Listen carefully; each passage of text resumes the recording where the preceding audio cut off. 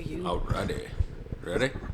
Yeah, how does that work? Or you're... You don't have to put headphones on. That's Okay. like it keeps me focused. All right. Miss Grace. Grace Sanchez. Yes. What's your full name? Griselda Sanchez. Grisela is that your Yeah. actual name? Oh, okay. What was Griselda? Are you recording? Uh-huh. Okay, it was Griselda, but I changed it with the G. Oh, So okay. it's Griselda now. So everybody calls me Grace. Where were you born? Here in Los Angeles. Okay. I'm a Californian girl, LA girl. Did you have... What was LA like back then? What part of LA were you born in? I was Where'd you grow up? I was born in South Central. So that's like I grew up on 99th and San Pedro. Okay. So I went to the elementary, their private school, elementary, and I went to Fremont High School. So it was, I'll tell you straight, it was crazy. Yeah? Yeah. I grew up with Bloods and the Crips. Whoa. So I would get my ass beat up, not because I was a gangster, but because it was sometimes like the Mexicans against the blacks. Uh-huh. But there were a lot of like black people really cool. Mm-hmm. So yeah, it was crazy. I almost got killed. I lived next to the Crips. So one day I got up to change the TV because we didn't have a remote control back then. So the Bloods came and started blasting at our house and almost got killed.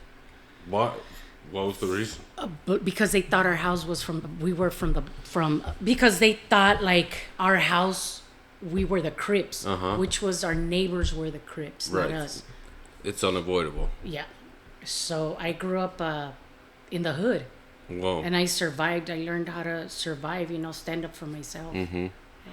Did you grow up in the same house your entire childhood? No, I grew up, yeah. Well, the first one I grew up on 99th and San Pedro. There was a tiny little house, old house.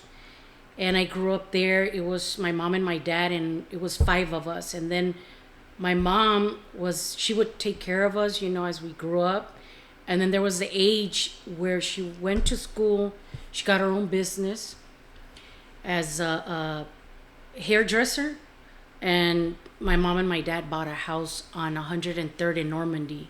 So that's where we lived next to the Crips, but the Crips were the best. They were very nice people. Really? Oh yeah. They actually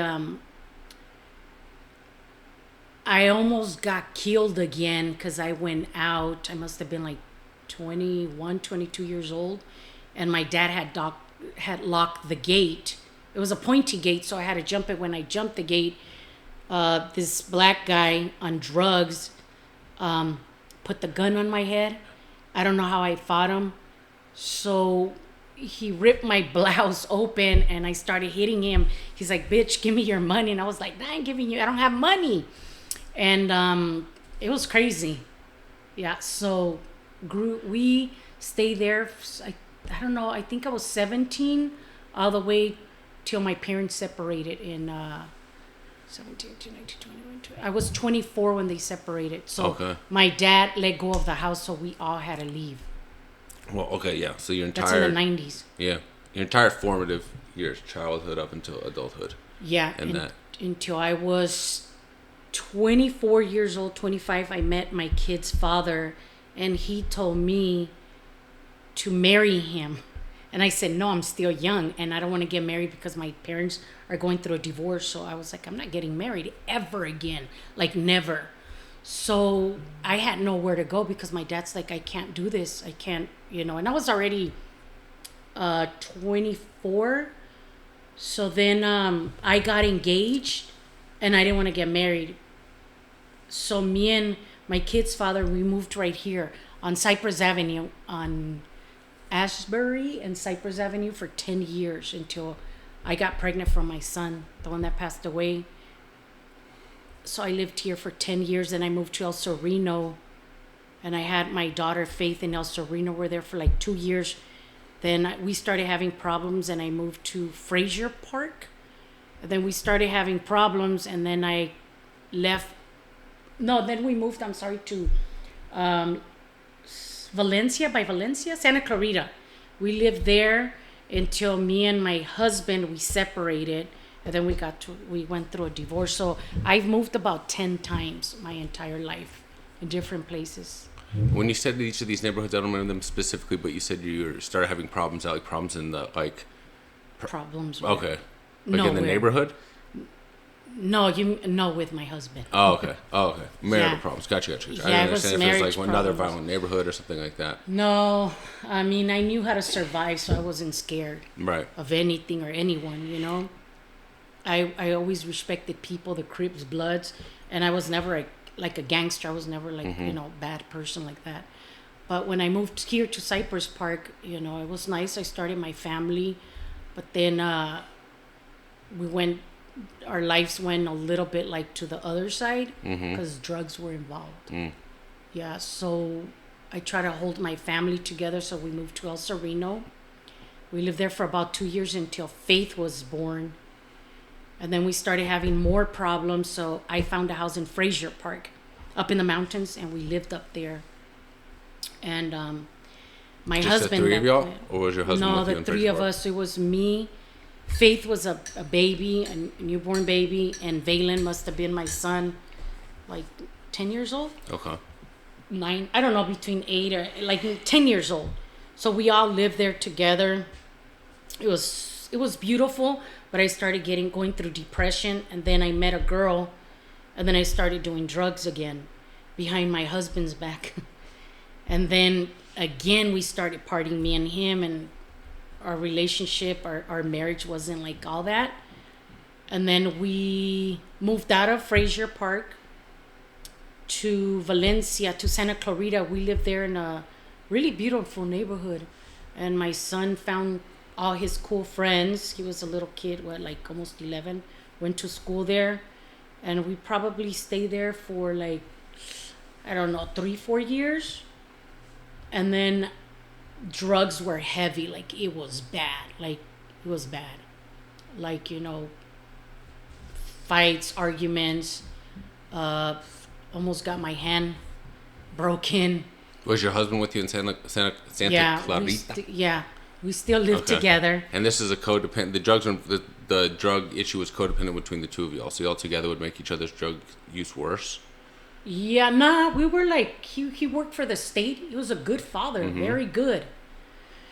And I've always been a good mother. I put myself through school when I was still partying, taking care of the kids, working full time. So I think I was doing drugs to stay up. Because I would go to college, then I put myself through university because I wanted to help my husband so we could buy a house and have a better life. But he started going back to pills, like sleeping pills and like really heavy stuff. So, and then cheating, there was some cheating here and there by him. I forgave him. I started going to church, and I just I always believe to keep the family together and forgive your husband. But it wasn't working, so I was getting tired, and I started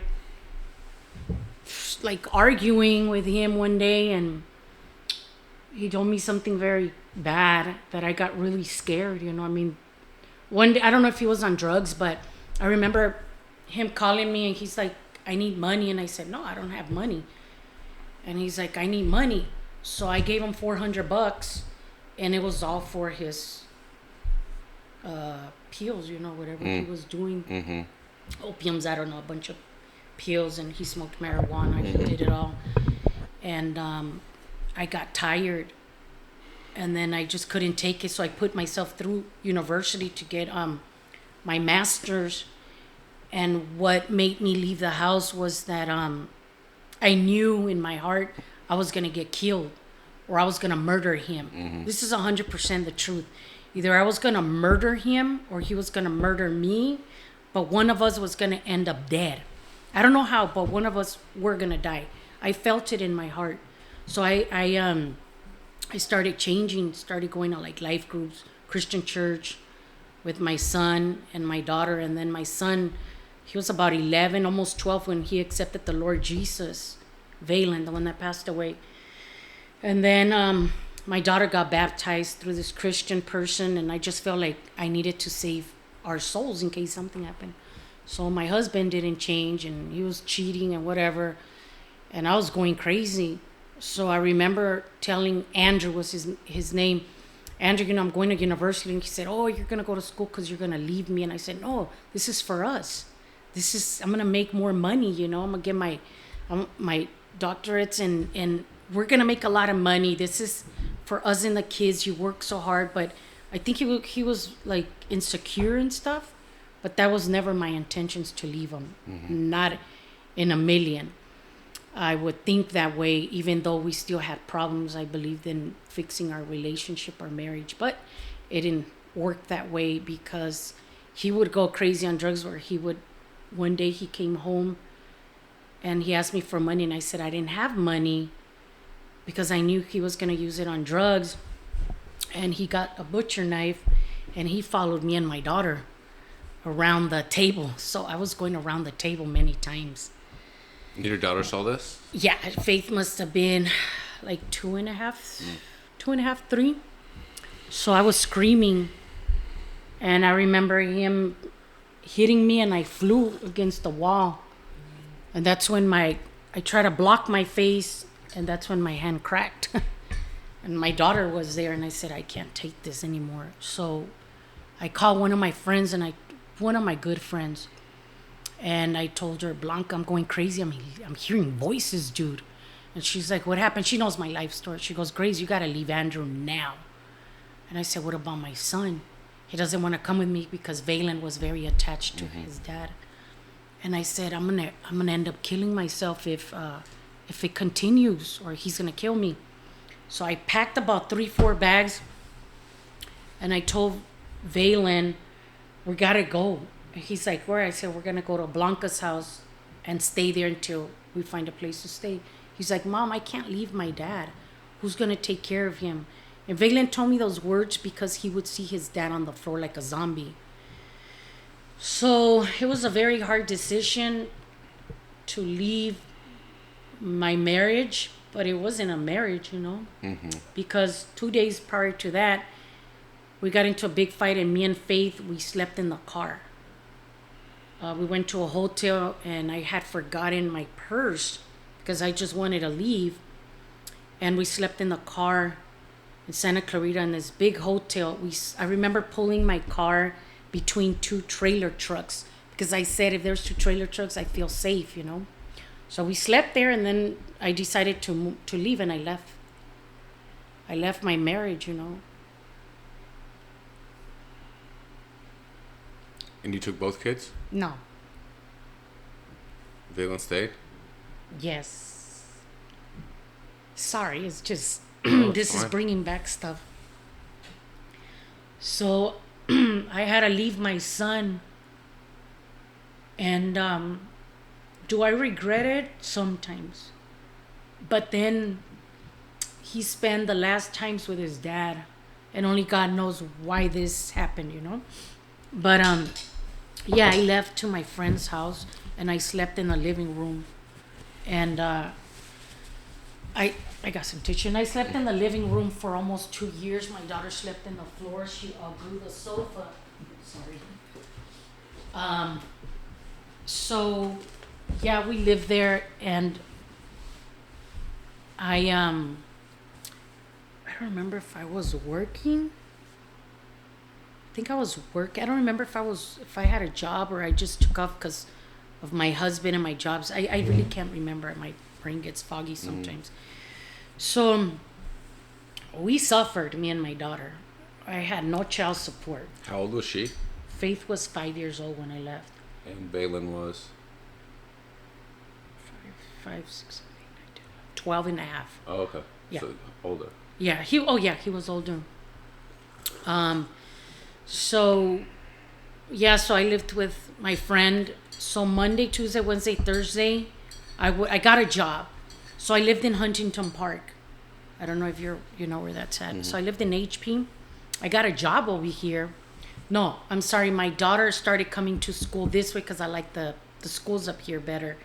So I would get up at 4:30, get her ready, drive at night like 5:10 in the morning, drop her off by 6 in the morning. And from here in Cypress Park, Atwater Village, I would drive all the way to South Central. And then I would work 8 hours and then come back and pick up my daughter. She was the last one around 6:10 p.m. I would pick her up. And I did that for a couple of, like almost 2 years until I got this place where I live. But my kid's father didn't change, I did. So I've been clean since 2013. Cold turkey. And then my kid's father passed away. Andrew passed away in September 6, 2016. So it's going to be 8 years he died. He was very young. He died in his sleep because he had hypertrophic heart disease and multiple intake of drugs. So in his system, he didn't overdose, but in his system was a lot of cocaine. And they asked me if he was depressed because his mom died. And I know he was. So he was taking a lot of pills. I mean, a lot. Like, maybe they were like 15. Plus, he liked to get high on them. So, I was pretty sad to hear that, but I knew it was coming. Mm-hmm. Because, like I had said earlier in my talk, that either one of us was going to either go to prison or die. And it did happen. Mm-hmm. It was him. Mm-hmm. So, then my son... Okay, so when Andrew died, this was crazy, Alex. I got a phone call. I was at work working in... Glendale. I was a teacher for in-home. So I remember getting a call. And it was I don't remember who it was, but they said my kid's father, this was in 2013, he was dying. He got in a terrible car accident in his job. Like, they literally had pronounced him dead. So I left my job. I went to go talk to him. He was okay. He was a very strong man.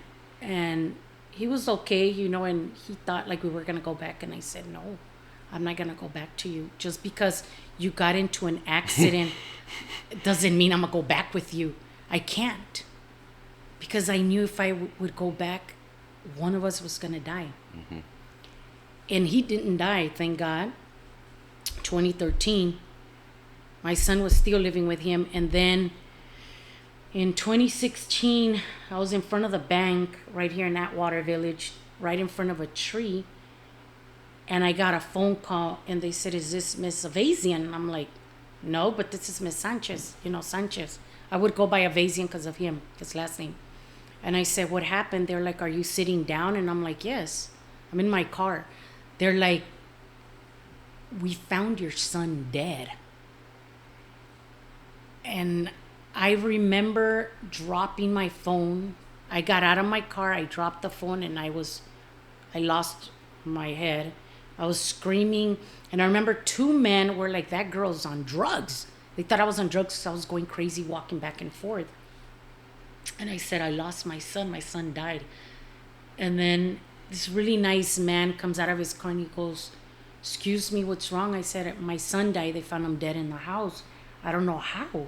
I thought like he's suicidal. A lot of stuff started coming in my head. And then I was trying to call my kid's father, Andrew. He wasn't picking up because I thought maybe he murdered our son. He killed him because he was on drugs. So I remember this man brings me a drink from Starbucks. I drink it, and then he makes me walk to Starbucks, and there was like a lot of cops. And then they're like, I told them what happened. They're like, call his school right now, because it was on a school day. I called the school, and they're like, we're going to check to see if your son's here. So I was praying like, please God, let it be a joke. Let it be a mistake. So they're like, your son didn't come to school. We just spoke to his friends. And I was screaming. They're like, it could be a joke. And I'm like, no, it's not a joke. It's not a joke. So then they call me again, and they're like, where are you at? You gotta come and pick up your son. So it was really weird. It was confusing. So I called my family, and I told them that my son had passed away, and I had my brother Jesse be in charge of telling the entire family that they found Valen dead in his apartment. So I know how it felt to lose your son for 3 hours. And then back then I had a boyfriend, and I told my boyfriend to come and pick me up, or else I'm going to go kill myself in the freeway. If he wasn't going to pick me up within like 30 minutes, I was going to go as fast as I can and kill myself in the freeway. This was the truth. So he left. He was a business person. He left his big companies. He was having a meeting. He left it. He picks me up. He drops me off. And I'm like, what the fuck? I was confused. They're like, we're sorry. We got confused. It's not your son. I'm like, well, who died? They're like, your husband died. So it was Andrew that died. And my son runs and I go, Phelan, thank God. I go, he's like, Mom, Dad's dead. And I was like, what the hell? What happened? He's like, I don't know. I found him dead at 9 in the morning. He wasn't breathing. He was purple. And I tried to give him CPR, but he was cold like ice. And I was like, fuck. They're like, he's there, Mom. Why don't you go see him? And I was like, confused. And my son was distressed. He was crying like a little baby. And I was just holding him. And then my ex, back then my boyfriend, I told him, go get my daughter, dude. I have nobody to pick her up because I didn't have any kind of help. And my son's like, I want to go home. I want to get out of here, Mom. And I was like, we can't, Phelan. We need to go in the house and I have to go see him, your dad, and I have to go see what the hell's going on. So when I went in his place where he was living with Valen, it's still in my mind. You couldn't even open the door. It was bad. You know, I didn't know my son was living like that, but I think I know that he loved his dad so much that he was hiding everything. You know, so I wouldn't hate his dad or take him away from him, or social services come and get him. But I walked in there and it was a mess. It was a mess. And it was a little table, and I remember finding a container of pills, medication, and they didn't have his name. It was somebody else's name. And I'm like, fuck, did he overdose? What happened? So the manager comes and she walks inside and she takes that medication with her, to the point I never knew why. And it's confusing till now. Sorry. So they had Andrew in the zipper, whatever you call it. Mm-hmm. And I was about to kiss him. Well, Lisa, the corner lady, opens the zipper where Andrew was put in, and she goes, talk to him. And I go, okay. So I was there for like 30 minutes talking to Andrew, but I felt he was alive. His eyes were open, so I felt his soul looking at me, and he was screaming to me, get me out of here, I'm not dead. And I remember talking to Andrew and letting him know, you gotta let go of your soul. Your body's dead. There's nothing that we could do, Andrew. You gotta let go of your soul and go meet with your mom. Once you're with your mom, you're gonna become like a baby. She's gonna hold you. You know, she's gonna be there for you. And I made him a promise. I said, Andrew, I promise you that I'm gonna take care of our kids. I said, I promise you on everything that I love, that I'm going to take care of Valen and Faith. I'm going to make sure that they graduate and they do good in life. Once they're adult age, there's nothing I could do. And I made them that promise. And sometimes I feel like I failed because my son died after him, you know. And I was going to kiss him in his cheeks. And I remember a hand pushing me. And she said, don't kiss him. I said, why? She said, you don't want to kiss him. I said, can I hold him? Can I touch him? They're like just on his chest. So I don't know if it was because he was already dead and cold. I have no idea. But I couldn't kiss him. But I made him that promise, Alex, that I would watch our kids. And I was so mad at Andrew. I said, what the fuck did you do? You left me with 2 kids. I said, I'm lost, Andrew. I said, I don't know how I'm going to do it, you know. And at that time, I had lost my job. I think because I had broken my leg, so they they fired me. So I wasn't getting child support. I wasn't getting any kind of government. So I was getting unemployment.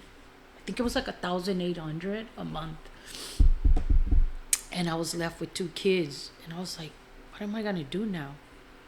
Confusing. I'm young. At that time I was really young, so I'm like, it was hard. So as I'm digging in Andrew's stuff, I found a little package, and it was like a powder, and it was beige. So Andrew's phone was there where he had died in his sofa, in the couch. He died in the couch. Valen told me that the night before, his dad said, I made you a sandwich, Valen. And he was watching the Lakers. He was a sports fanatic guy. But Valen said that he slept on his boxers and took off his shirt. But what they said is in the living room, those attachable, what is it, the ACs, the old-fashioned ones, that kept his body from not smelling or rotting, whatever you want to call it. It kept them like fresh. And cold, I have no idea. But Valen found them. My son said he put his alarm at 6 in the morning, 6:30, I don't know, 9. So Valen said that he got up around 6 in the morning, Valen, and he seen the TV on and the light on, and he looked at his dad. He was asleep, but he was already dead. So Valen goes back to sleep, and Valen fell asleep, and he didn't wake up until 9, and he got scared. Goes, Dad, you didn't wake me up. So Valen goes to his dad. He's like, he was in the same position, Mom. So I bent down, and I thought he was playing. Dad. He goes, stop playing.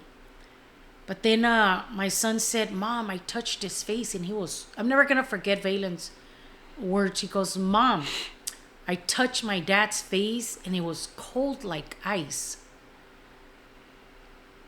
And then he said, and I called 911, and they told me to do CPR. And for some time, I remember Valen feeling like guilty, like he didn't do enough, but said, it's not your fault. You didn't know how to do CPR. He was dead already. So I went through a lot. I had no kind of help. Nobody, my family, yeah, they were there, but I needed a truck. So my friend, the one that I used to live with, she got a truck. I gave her gas money, and between me and her, we cleaned Andrew's stuff. So it was me, Valen, and Blanca. We cleaned everything. So now I remember that's when I found the package, because it was the next day or the same day, I can't remember. And I found a package, and the phone rang because it was still there, and it was his friend. He goes, hey, Andrew. And I go, no, this is Grace, Andrew's wife. And she's like, where's Andrew? I go, he's dead. He's like, don't tell me that like, fucker. I told him to stay away from heroin. And I go, what? He's like, can you send me a picture of it? I sent him a picture. He's like, that's heroin. I was like, I thought heroin you injected and stuff. He's like, no, he was sniffing it. He's like, I told Andrew to don't do that. I go, how long had he's been doing it? He's like, for 3 months on and off. So I'm like, oh my God, dude. So Valen seen all that, my daughter, maybe about a year ago, told me that she used to, because we used to split the kids on the weekends. She said that she would see her dad smoking. So I don't know, from foil, and I'm like, Faith, that was probably marijuana. But I don't know. She just tells me from the foil, and sometimes he will fall asleep in the truck when he was driving. So with her feet, she will kick him. So my kids were in danger, So, yeah, he died because of multiple drug intakes, a lot of medication he was taking. Because in 2013, he had that terrible car accident. Mm-hmm. Then his mom died in 2011. So he was going through a lot. And then we divorced in 2014. So it was too much for him. But You know, that was his choice. He was a grown-up man. You know, and there was nothing I could have done. I mean, nothing. And then my son moved in with me because I was already living in this apartment. So Valen moves in with me, and it was hell. It was hard. This entire apartment was filled with Andrew stuff. So Valen lived with me for 4 years. He was 15 and a half when his dad died. So he was a good kid. Valen was a good kid, you know. He Andrew died in September 6, 2016. And Valen moved in with me right away. He went to different schools. He was struggling to meet people. I'm sure he was going through depression, but he was the most happiest kid. You will never in a million think what he went through. He was the happiest kid ever. So sweet. He never had a girlfriend. He had crushes. I'm sure he went out with girls. He was so respectful. He would never bring like girls in here. Well, that I know. But I always wanted him to have a girlfriend. He went to school. He did good. And in 2020, the pandemic hit, right? And I don't think the vaccination, or they were just doing the vaccine, but I remember him telling me, Mom, whatever happens, do not follow what the government says. You gotta be strong. He told me those words, and he died in 2020. So this is March, okay? And he's like, we gotta start work, because he got a job in Target, his first job. He was happy. He was saving up money. He inherited his dad's truck, and what is it? A Toyota Camry? No, what is it? Toyota Tacoma. So my son has been driving since age 12. He knew how to drive. Age 13, he was already hitting the freeway because his dad was like that. When Valen was 14, he was already driving. I used to get pissed off, and I used to tell him, be careful. I don't understand why your dad lets you drive. You're going to end up in a car accident or killing somebody. But there was so much I had of control, right? So when Valen moved in with me, right away, he got his driver license. I put him under my insurance. He never crashed. He was a good kid until October 10, 2020, he passed away. So anyways, in 2020, the pandemic hit. I was working for Glendale School District, teaching there. And then I was a contractor teacher.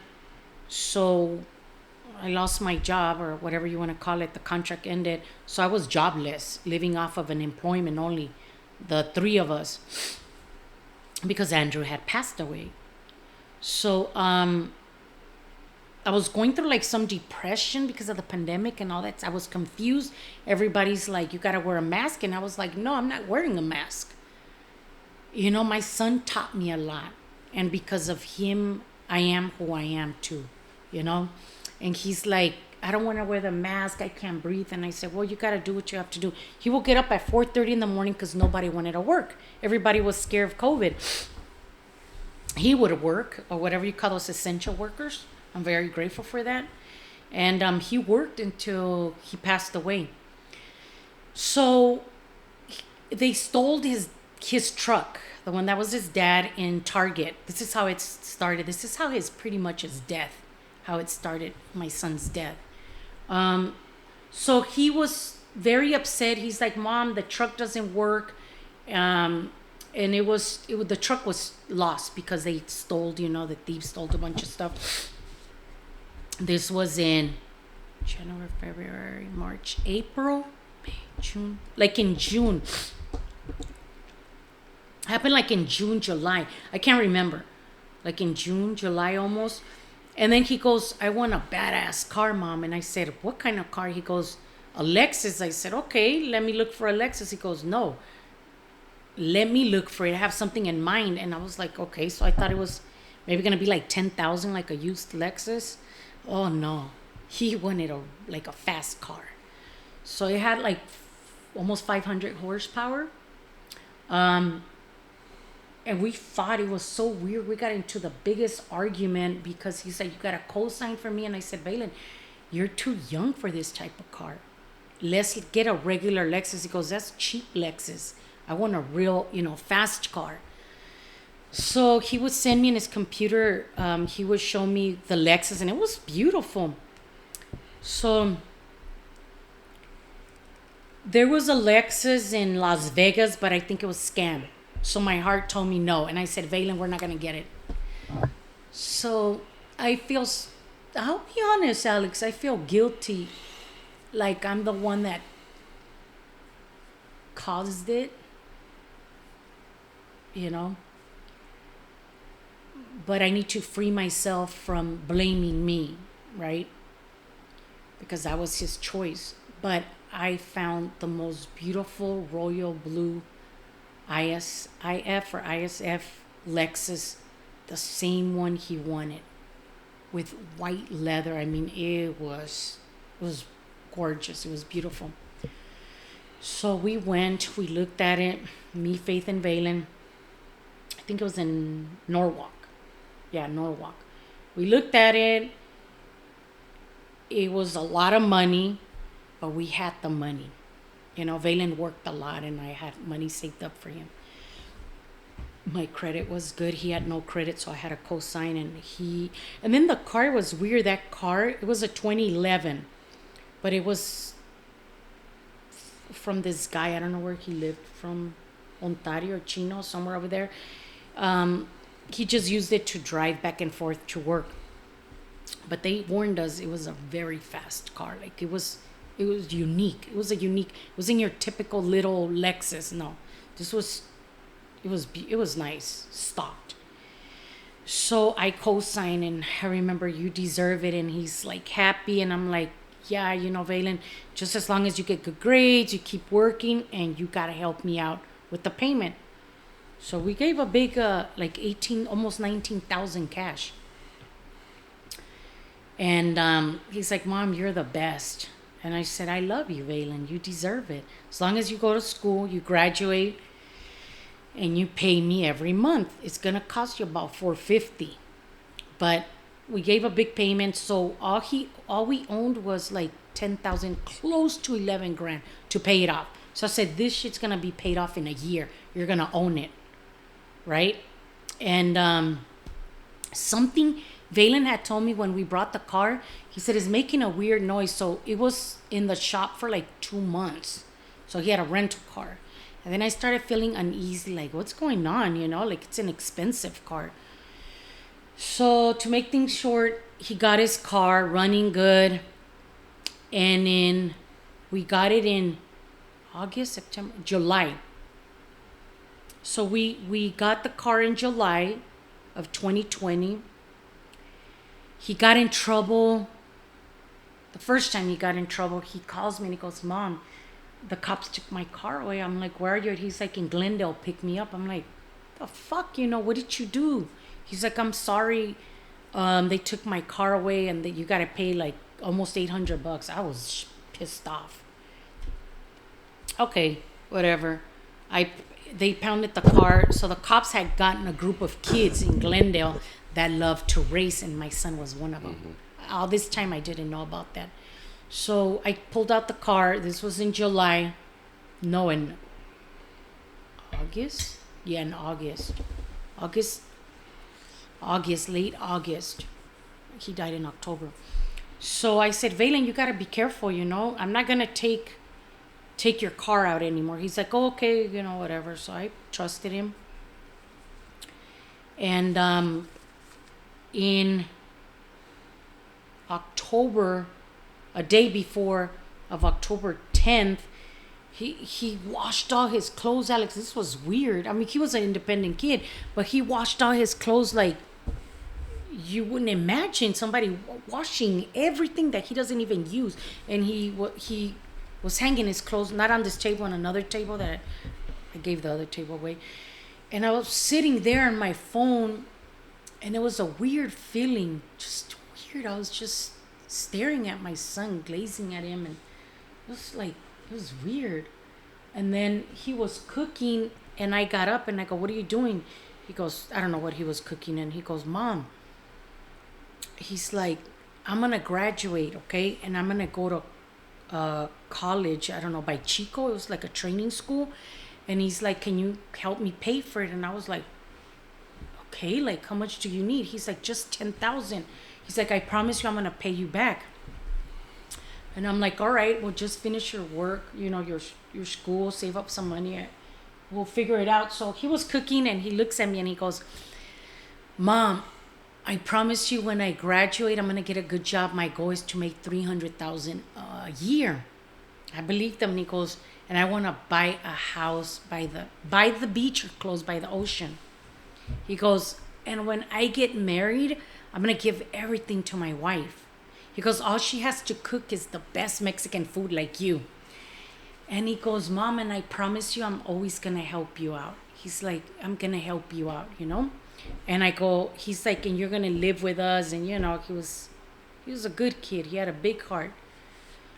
And I remember, I don't know if it was the same day or the day before. I can't remember. But he had told me too that he wanted me to lose weight. This is a true story. He's like, Mom, you got to lose weight because I've always been skinny. But with the pandemic and the depression, I just didn't care about myself. Home, you know, we can't go out because you're going to die with this corona shit going on. And, you know, my life was going down. And so Valen told me, Mom, all you got to, no, he goes, I was sitting right there or here, and he was going upstairs and he comes down and goes, Mom, get up and go walk, go jog. He goes, he cussed too. He goes, you're gonna fucking cause your own death. And I was like, the fuck is wrong with you? Why are you cussing? He goes, because you are. You're gonna die. You're like, you don't believe me, Mom? You're gonna cause your own death. And I'm like, why do you say that? He goes, because you gotta work out, Mom. Be happy. Get ready. Look, he always wanted to see his mom looking beautiful, you know, and happy. And those words are engraved in my head and in my heart and my soul. He told me that for a reason, because after I got really fucking sick, you know. So anyways, to make things short, the next week he got ready. He washed his clothes, like I said, and we talked about him buying a house at the beach, you know, whatever. And I remember he went upstairs. He comes down smelling good with his cologne. I was like, damn, where are you going, Valen? He goes, Mom, I'm going to go to Santa Clarita. I'll be back tonight. And I was sitting right there, and I go, okay. He's like, I said, okay, because the next day, Valen, we got to go to Apple Valley. It's your tia's birthday. And her 40th birthday, I think, or 39, something like that. And I go, we're going to go to her house and we're going to party. And back then we had Coco, the one that I have in the box now. So, it's the truth. So I remember him smelling so good. He looked so handsome. And he's like, I'm going to go watch the Lakers game. And he was wearing his dad's jersey that day. It was around 4 p.m. You know, it's summer. No, it was in summer. It was in October. So I remember, Alex, and I never do this. Okay, very rare. Something told me to get up. So I got up, right? I stand right there. He was already downstairs. And I said, Valen. He goes, what? I go, come here. Give me a beso. Dame un beso. Give me a kiss. He's like, Mom, stop. I'm running late. That was the last time I seen him. I said, Valen, I love you. He goes, I love you too, Mom. I said, have fun. And I'm going to bless you. So from upstairs, I went El Padre, el Hijo, el Espíritu Santo. That Catholics do that. So he goes, Mom, can I ask you a question? I said, what? Why do you do that? Why do a lot of mothers do that to their children? They bless them. And I said these words. I said, Valen, I like to bless you, and I'm sure other mothers like to bless their kids, so nothing bad could happen to them while they're out in the street, so God could protect you those were my last words. So I went, Pat, and he goes, and then he closes the door. Something, I run to my balcony, Alex, and I open the entire, the window right there, and I go, Valen. He goes, what, Mom? So he turns around, and I go, I love you. He goes, Mom, stop. He goes, okay, I love you too. And I go, go have fun. He goes, you too, Mom, have fun. That was the last time I seen my son. So it was like around 4:30 p.m. in October. Around 8:30, I got a text message from Valen, and he said, Mom, make sure you take Coco out to pee, which is my dog that passed away. We had her for 15 years, by the way. I said, okay. I said, what time are you coming home? He goes, later on tonight. I said, okay, I'm going to leave the door open. And so I went to lay down, and I suffered for 20 years from anxiety. I've had anxiety since, I don't know, my early 20s.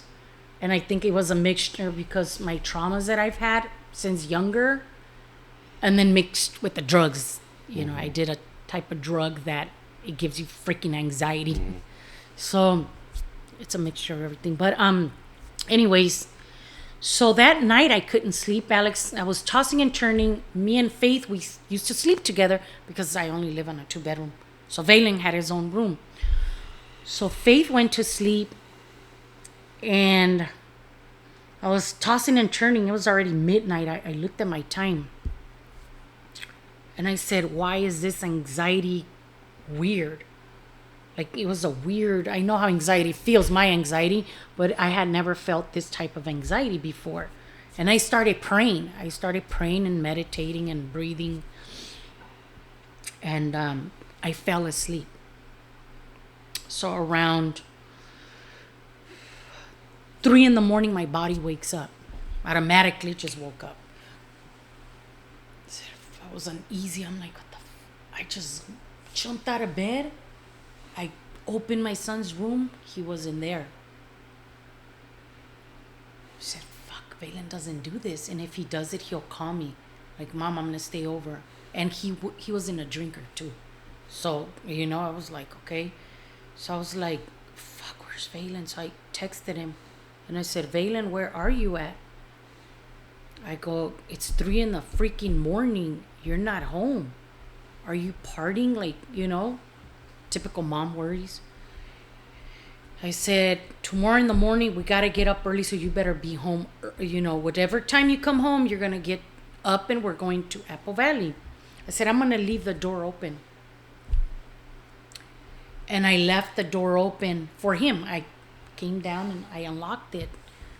And back then, I didn't have my camera, so it was kind of scary for just me and Faith to sleep with the door unlocked. So I called him about 2, 3, 4 times, nothing. And I remember texting him and said, Valen, please call me. I'm worried. I love you. That's what I put. So I went back to sleep. I had left my phone in the floor this time. It was like this, right? With the ringer on. I always shut my phone off in silence. But this time I left it on, and I remember it rang. And I was like, my heart was not okay. When I looked down, something told me, don't fucking answer that phone. It was weird. And I said, you gotta do it. So I already had a bad feeling, Alex. So I grabbed my phone. I looked at it. Unknown number, 213. I looked at my daughter. I knew it was bad news. I just knew it. And I got the phone and I go, hello? And I said, don't fucking tell me. I told them, I didn't even let them talk. I go, don't fucking tell me. And I ran to Valen's room and I sat there. And I was going like this. And they're like, ma'am, are you sitting down? And I said, don't tell me. Don't tell me. Don't fucking tell me. They're like, ma'am, I need to talk to you. Is someone with you? And I was like, my daughter, but she's asleep. Faith was 12. And I was like, they're like, we try to, no, how did, she said, your son got into a terrible car accident. And I remember screaming, like my brains off. I remember telling her, don't fucking tell me. I said, tell me my son's in a coma. They're like, unfortunately, he had a terrible car accident. We don't know what happened, but he didn't make it. And I go, did fucking someone kill him? They're like, we don't know. And I said, where's my son? Where did he die? He's like, on Avenue 19. I go, that's fucking passing my house. So I remember seeing my daughter standing, looking at me, going fucking crazy. I was screaming my baby, like, no, not my baby, not my son. And Faith tells me, because I asked her, I said, Faith, what were you doing that time that I got that call? She goes, Mom, I thought you were going to die. I thought it was the doctor saying that you have cancer. So I'm calling Valen. She still didn't know Valen had died. I'm calling Valen. He's not answering. And she's like, I'm going to tell him. She said that she left him a message saying, Valen, answer the phone. Mom has cancer. The doctor just called her, sorry. And she's going to die. Answer the phone. And he wouldn't answer. Why? Because he's dead. So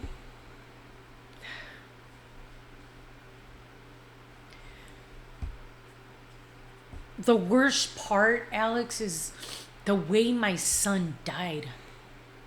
I gotta live with it every freaking day. His car exploded on him. They said his body was black like charcoal.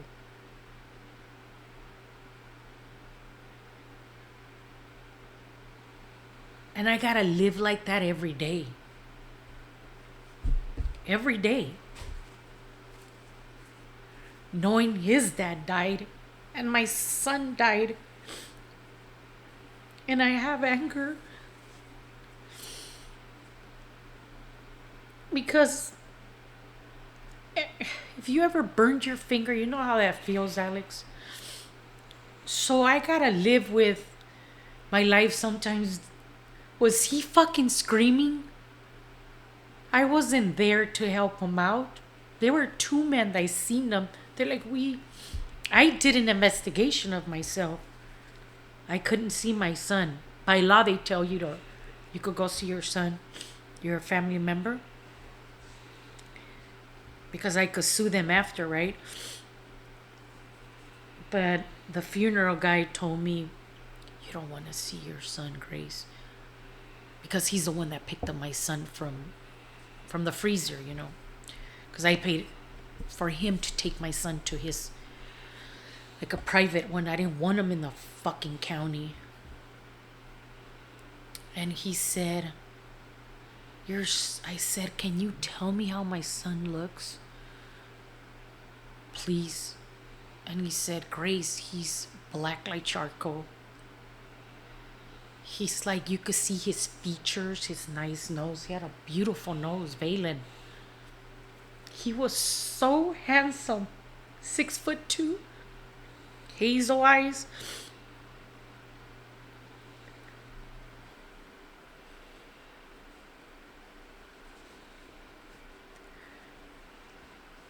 So I called this little restaurant where he crashed about, I don't know how many feet from there. It was an industrial place, by the way. But the investigator, the police said, because I was confused, how did he fucking die? Like, how did my son die? What was he freaking doing that? Go over there. What was he doing over there?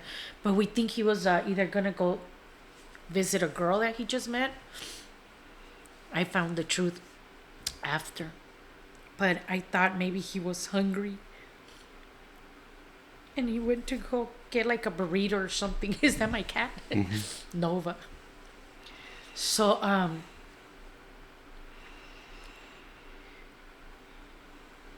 supposedly he died instantly, but he passed my house. He died.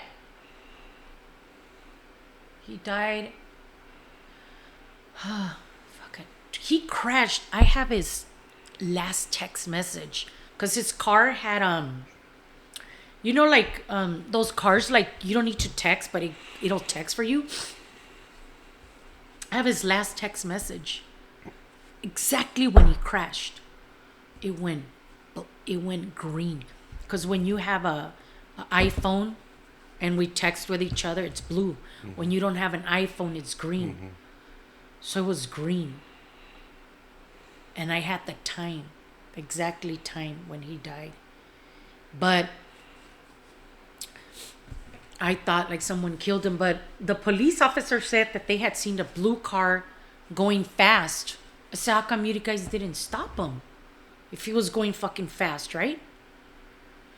So they said that they got a recorder. You know, there's sometimes cameras outside in the streets, and they seen Valen's car going when it crashes the whole smoke. They didn't let me see that. My cousin seen it. She goes, do not watch it. And I said, okay. They watched it. I didn't. But there were two witnesses because they worked at La Michoacana, the little restaurant I'm telling you. They were smoking a cigarette on their break. They said it was a blue, beautiful car coming. We seen your son, handsome, young guy, they said, looked normal. He lost control. So there's a big dip on Avenue 19. Huge dip. A lot of people have died there in the same freaking tree. So my son, yes, Alex, he was going fast. How fast? I don't know. I wasn't there, right? I've heard 70 miles per hour. It's an industrial. Remember, it's an industrial place. He wasn't on drugs. He was nothing. He knows what he was doing. But when my son died, the cop told me that in the reports, when you arrive there, they do the testing, the measurements. They said Valen did not know the street because he didn't. He didn't know the street. He was going through there to catch the freeway to see this one girl he had met that he liked. So there's homeless vans there, right? Or was. So they said that he was going like fast. They're like, we don't know if somebody was following him, but he's like, we didn't see other car. That's what ran through their heads. He hits the dip. The car what do you call airborne? Yeah, to the air. And they're like, what the hell? They're like, we seen him losing control. It looked like he was going to hit the homeless van, but he twisted his car. I'm sure in my heart, since his father died, he didn't want to kill somebody innocent, right? So he twists his car. He goes straight. He hits straight to a tree. That's where they said he died in the impact, right? Then his car, the motor flew out and the tires. And he swerves to the wall. He hits the wall, comes back, and the car pins to the tree where Valen's body lands laying down on the passenger seat. I know this now. I could talk about it because I already know pretty much everything, right? And the car exploded on him. The guy said we ran and we put our hands in there. Our hands were burning. We're like, is anybody else there? And we couldn't save your son, whoever was there. And they just seen the car blow up in flames. Yeah,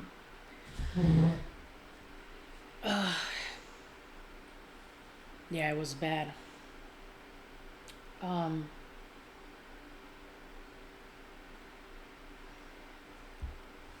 The part that makes me feel bad sometimes is, did he feel the pain, the burning, But they tell me no. Sometimes I say maybe they don't want to tell me the truth. I'm the mom. Fuck it, he's dead. But yeah, that runs in my head, Alex. Was he screaming? Did it hurt him? You know? So I carry that a lot, But I try to work on myself. So yeah, my son died October 10, 2020. The pandemic, just imagine.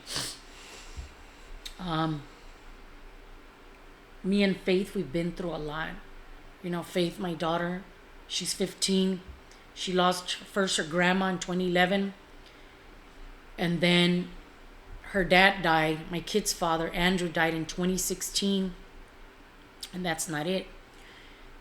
In 2020 of October, my son died in a terrible car accident. Right after burying my son, my kid's grandpa died. Exactly after 5 months. In March 2020. We go back to the cemetery, same cemetery, and we bury her grandpa, Carl. After burying grandpa in March, April, May, June, July, August, in September, I get a call that my kid's uncle died in a car accident too. Your brother, their dad's brother? Their dad, they're all gone. All of them. He died in Sherman Oaks. Another car hit him so bad. He died. So Faith lost everybody. There's only one uncle that's left, Uncle Matt. But he's in a mental institute. They had to lock him up because there's nobody that could watch him. Everybody, all his family's dead. So the only one living is my daughter and Matt. But we haven't seen him for like 2 years. And then our dog that Andrew gave to us, my kid's father, was a gift to me and my kids. When Faith was only 9 months, Coco, our dog, female dog, she died. So Coco, when my son died, Alex, Coco filled that emptiness in my heart and in my daughter's heart, right? There she is in the box. So I got to release her though. I got to find the right time and release her. So everybody's in the same cemetery right now, and not the one in Glendale, but the one in off the 134. So it's really sad when I go to the cemetery. I gotta visit everybody. Sometimes it feels good when I feel agitated, lonely, depressed, whatever, or I just want to go talk to someone because I don't have friends really. I keep my circle very small and I'm scared to love people sometimes, but they always leave me. So sometimes I have built a wall, and sometimes I try to put it down,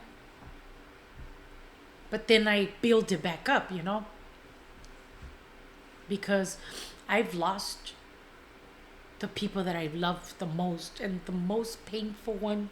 I don't wish that upon anyone, even the most evil person, is to lose your child, your daughter, your son. I still have my parents. All my brothers and sisters live. It's 5 of us, but my parents are divorced, and right now I feel very disconnected from my family. I'm always by myself. My son would always say, "Why are you a loner?" Because I don't fucking trust anyone.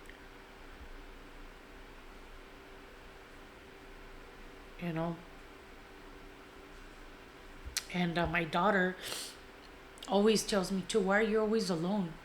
She knows I don't trust anyone. You gotta be careful, Faith, who you freaking trust. There's backstabbers out in the world. But there is good people, Alex. You know, there is good people. I believe in that. You know, but I just been through so much trauma. That's my way of thinking. You know, I just been through so freaking much. My family, they don't call me. You know, I I love my entire family, but I feel sometimes my sisters, maybe I'm wrong. They're not there for me the way that I freaking need them. Especially my mom.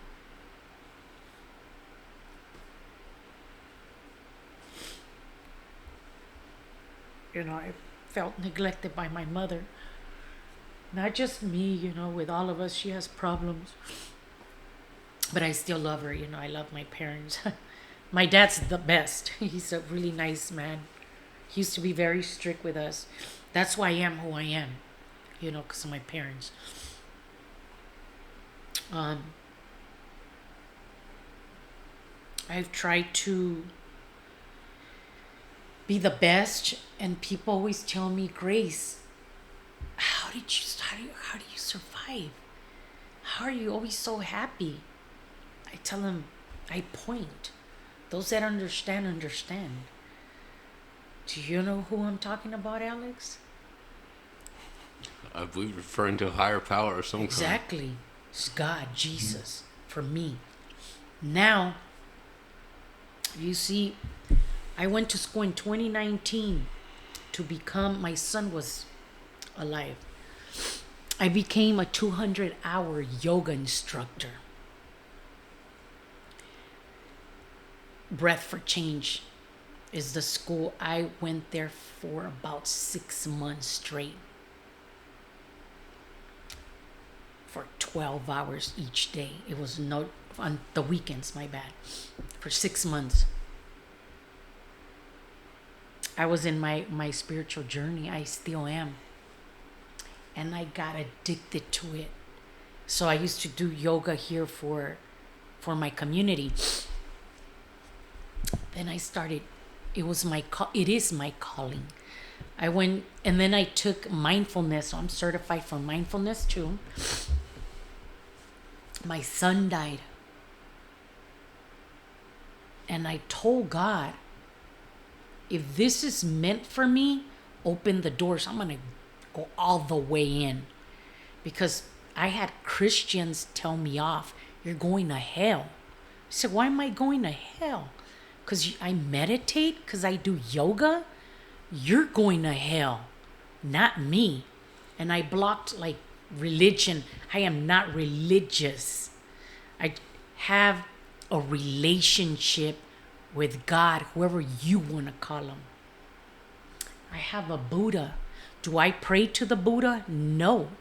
But it's a reminder to stop and think and meditate and calm my thoughts, my negative thoughts down. So I have a lot of positive things happen in my life. No one has helped me out. I have helped myself out through Jesus, God, however you want to call him, right? And also yoga. So I went to school to become a Reikist. I'm a Reiki. I do Reiki. I heal people here. That's my calling. Then I got into crystals. Oh man, if I tell you the chakras, everything, I do it all. And I have people that are against me, but I don't need those kind of people. I don't care who you are. I don't care if you're my brother, my boyfriend, my neighbor. I'm not going to deal with you. As long as I'm not hurting anyone, Alex, and I know that I'm making a difference in someone's life that's been or is going through depression, anxiety, because I'll tell you straight out, I am against with all respect for those that take medication. And I am living proof you do not need medication to cure yourself from depression, from anxiety. You don't need that. I respect those that take it. If it helps you, good for you. Will I stop talking to you? Of course not. But I chose to live my life without drugs because my kid's father died because of that. He grew up in a household with two brothers, one with schizophrenia, Chris. He had to take medication. He told me, I will never take medication, Grace. Those were his words. Did he take medication? I have no idea. He said, if I take medication, I'm going to go crazy. I'm going to go worse, like suicidal, like bad. And I was like, wow, I always like listen to him, right? Matt, now that's another story. He did a lot of drugs. He did LSD. And his medication, he had Tourette syndrome, you know. Well, to each his own, you know. But me, Alex, I did, because I had anxiety and depression maybe 20 years ago. I took Xanax, prescribed. And they gave me some, I can't remember, for depression. I'll tell you this much. I would drool from my freaking mouth. Was drooling, and I caught myself going, the fuck am I drooling? That's how drugged out I was. I had my mom come and take care of me for like, I don't know, a month, because I couldn't put a foot out in the door. I had that severe anxiety, and medication was fucking with my head. It was making me work. It was making me feel okay, but it had some terrible side effects. It was controlling my life. Where I had problems with my husband, you know. We had Valen only. Valen was 2 months old. He was in a diaper. I had social services come. The cops almost dropped my door because they thought I was a bad mom. And my mom was like, what? I said, you guys ask my mom questions. They checked Valen's diaper, you know, all this stuff they do. Hey, they got to do their job. What if I was a bad mom? Which I wasn't. Have I been perfect? No. I'll be sitting here lying to you in your face and everybody else. So my mom said, you got to do something, Gris. And then I said, I need therapy. So I started going to therapy. You know, social services said, okay, everything's good. You and your husband need to stop fighting. I said, okay, whatever. We went and we got a certificate because we did the classes that we had to. I said, fuck, never again I fucking pop the pee in my mouth. Ever again, unless if it's Tylenol or something else, you know, the doctor, because I have a rash or whatever you want to call it. You don't catch me popping pills because I'm freaking depressed. Because I have freaking anxiety. No. Because I remember I got bit by a spider, Alex, in 2017. And I went to the hospital and they gave me some medication. I don't know what the hell it was. I wanted to kill my kids. This is a true story. I'm not kidding you, and I'm opening up with you because I trust you. Hey, I'm not going to kill my kids, of course. But this is that I'm just letting you know, and whoever's listening to this, about certain medications that could fuck with your brain. This is serious. I'm talking about from my own experience. Respect to everybody else, right? I wanted to jump from my balcony. I would scratch my head with that medication. I had to take it for 2 weeks. I wasn't eating and I had road rage like it was evil. Even talking about it right now, it feels yucky. So I remember seeing my daughter. I would sleep with her and I'll be like, I couldn't stand her. And I knew something wasn't right. So I ran and I fucking did a research on the medication. Guess what? It gave you mood swings, psychedelic, I don't know what the hell. Psychotic episodes. Yes. It was like a steroid or something? What was it? I don't know. I don't remember. It was bad. For a spider bite. Yeah, but I'm not done yet.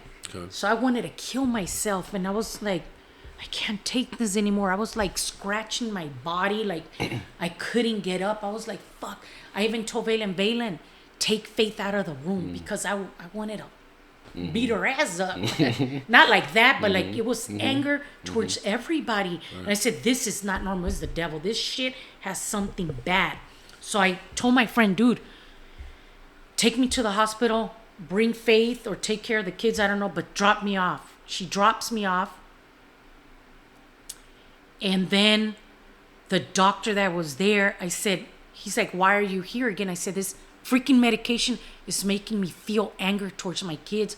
I want to kill myself. And I'm not that type of a person. I don't want to, like, I've had suicidal thoughts, but this is like evil. Like, I really like was thinking how I was going to kill myself, like wrap like a string or like, it was bad, Alex. So he got so mad. He said, he even cussed. He said, who the F gave you this? I said, a doctor from here. He threw that shit and went to talk to, I don't know. He goes, did you stop this? I said, yeah. He goes, don't ever take it. You're allergic to it too. And I can't remember what it was. So I quit. But the anger, it was there for about a year. Yeah, I swear. For about a year, on and off. It was bad. So anyways, I worked on myself. Years passed. I went to school for yoga in 2019. I became a Reiki. And then with my son's death, Alex, I went to school to become a certified sound bath practitioner. So I play the crystal bowls too, you know, and I'm also a certified meditator. So I have all this background. Right now I'm about to finish also. I'm going to become a trauma certified instructor for children to identify their traumas and do some type of yoga, special yoga for children that have trauma. So I have all this background. I have a degree in child development. I have my, what is it called? I have my credentials to be certified to be a director for schools run, you know, any kind of school. So I love everything that I do with a passion. You know, I went to school to become to run women's circles. So I've done not retreats. That's one of my goals. But I've done. I've had about up to 35 people at once. Whoa. And I play the drums, and I'm also a singer. Since I was young, I used to model and sing, but I was given a gift from my ancestors. So when I sing, this I found out about myself because it was scary. I was like, my God, my voice is beautiful. It was like an ancestor singing. So they told me that I was a chosen one from my ancestors from hundreds, and you know, it's in my blood. So I heal with my hands.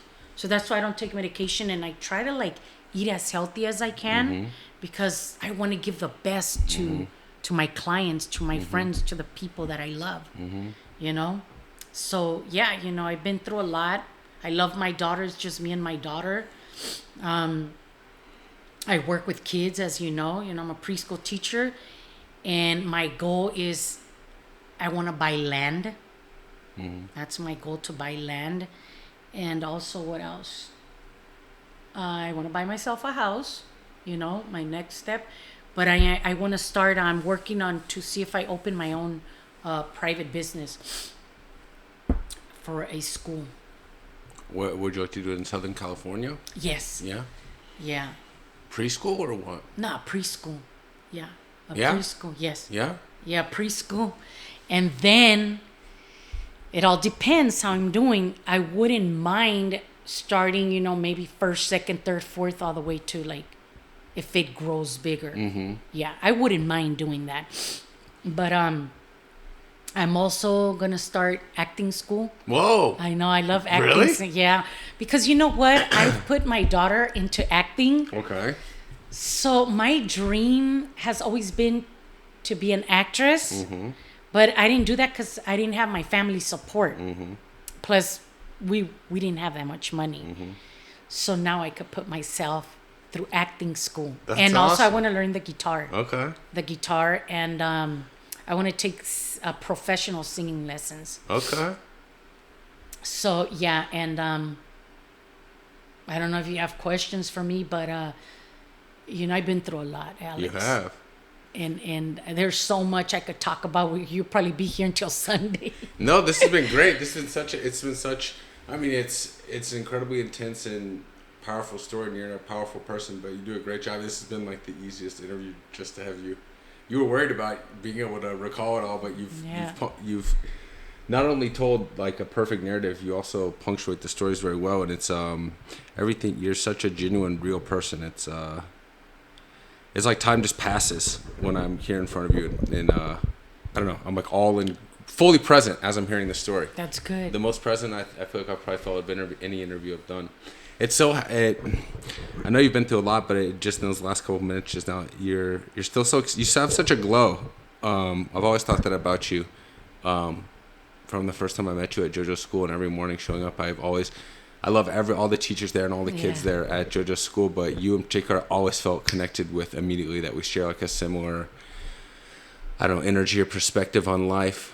So yeah, that's really why I want to do this interview. And I don't know you that well, right? I don't know. It's like we don't have a ton of time to talk when I'm dropping off the girls. I know. But some people you just know, that even though you don't know the details of their life story, that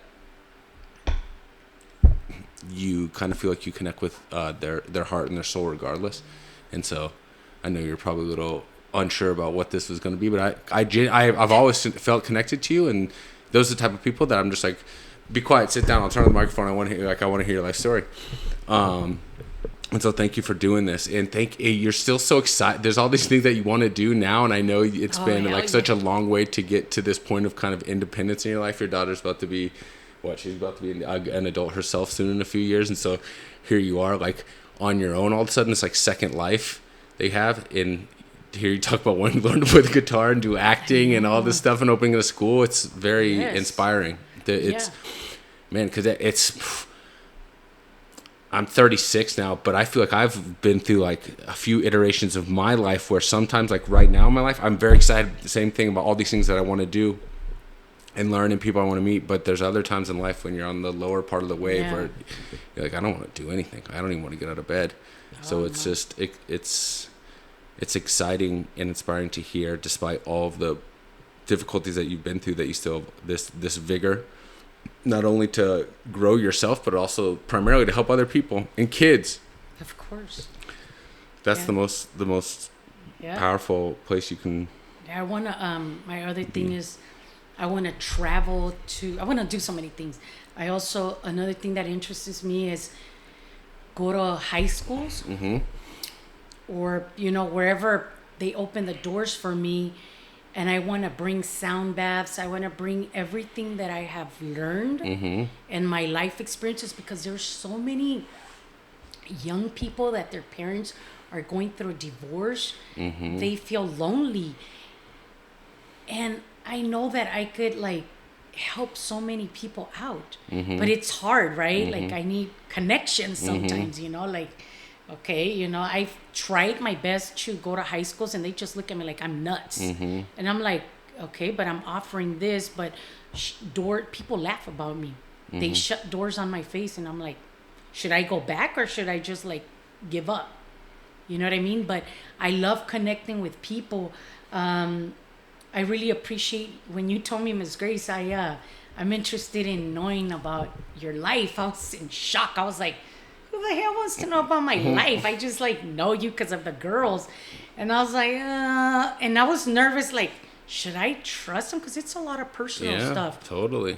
And should I trust this guy? I was like, and you'd give me pieces of it, but before you'd give me pieces of your life story, I already felt connected to you. And then I started getting little bits and pieces of your life story. I was like, whoa, there's a lot here that I didn't realize. And that's just part of it. Yeah.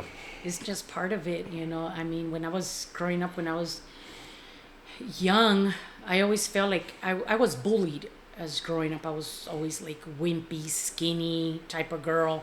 Actually, I didn't even go to my daughter laughs. She goes, what?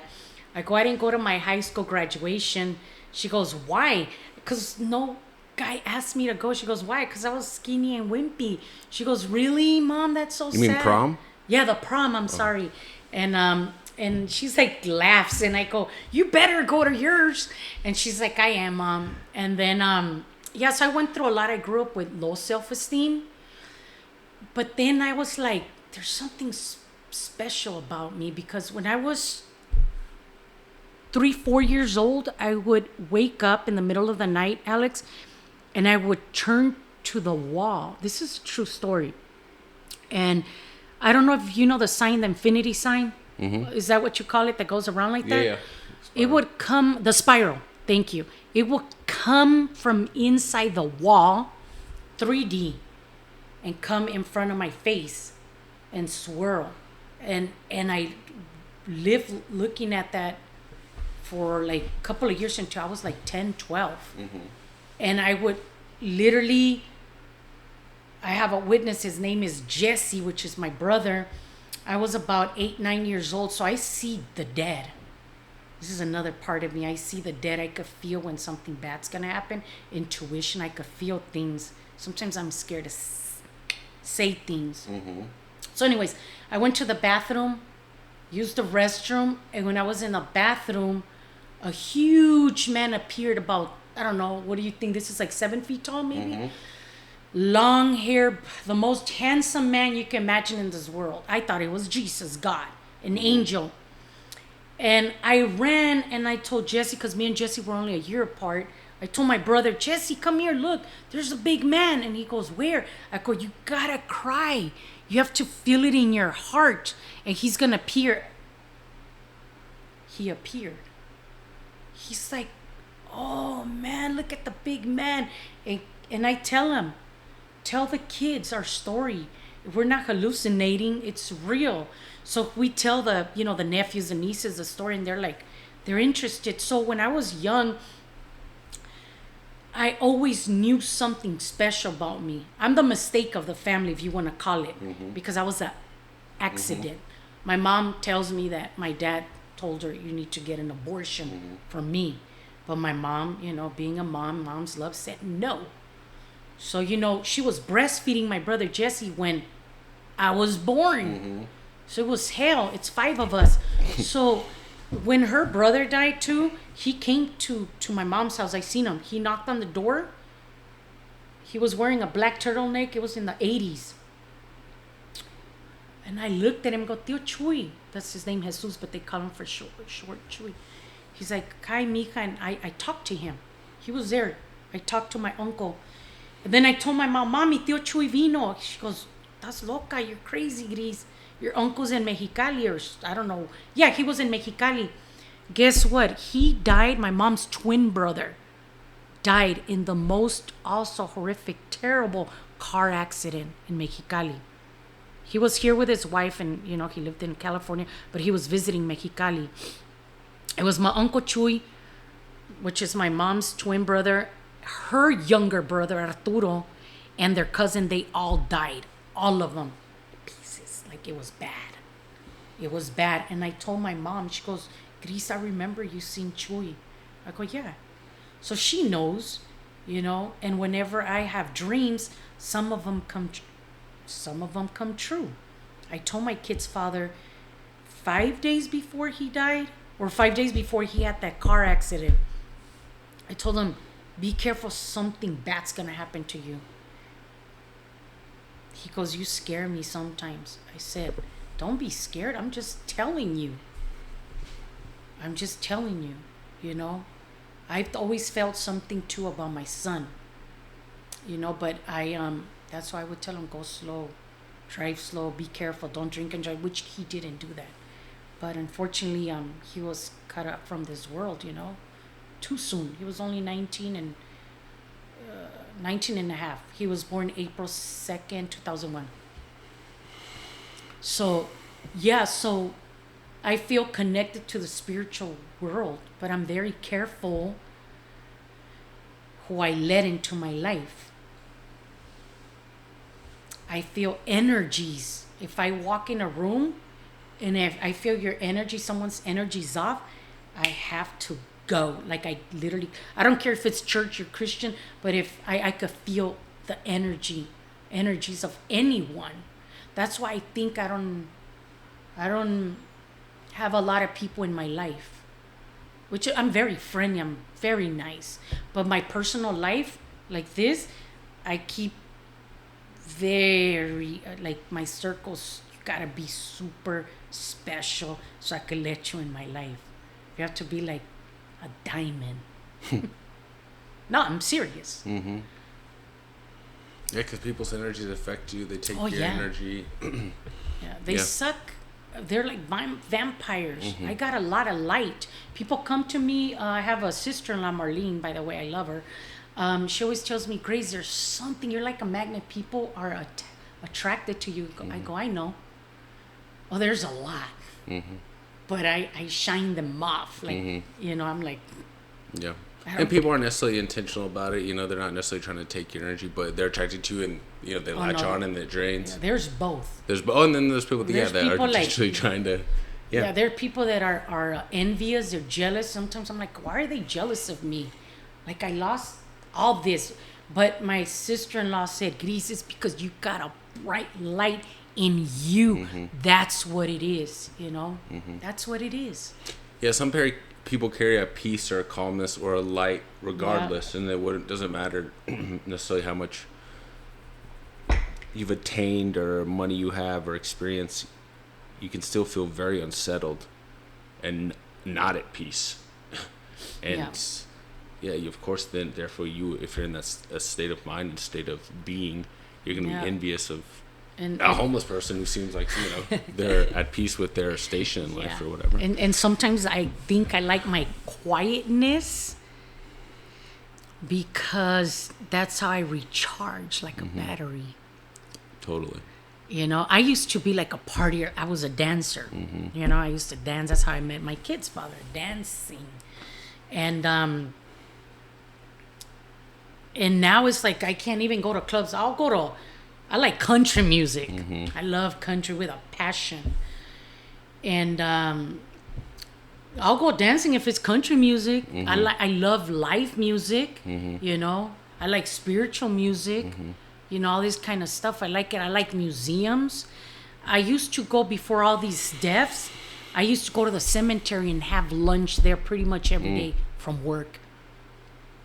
And my son would like, why do you go to the cemetery, Mom? That's weird. You're weird. And I used to be like, and one day I bought us lunch and I took him to the cemetery right here in Glendale. And I said, this is why I come to the cemetery. There's nobody here. Nobody's going to mess with you. And it's freaking peaceful and it's free and it's beautiful. So I like quietness sometimes in my life because it I don't know, I feel good. I could think better. But then sometimes I get sad. I don't like to be by myself. It's quiet and my son's not here. He's gone. My dog's not here. Only Nova now, my new cat. And Faith is not here. It's just me by myself. With no human besides Nova. That's it. And this is every day I eat by myself. Sometimes I tell Faith, come and eat with me, mamas.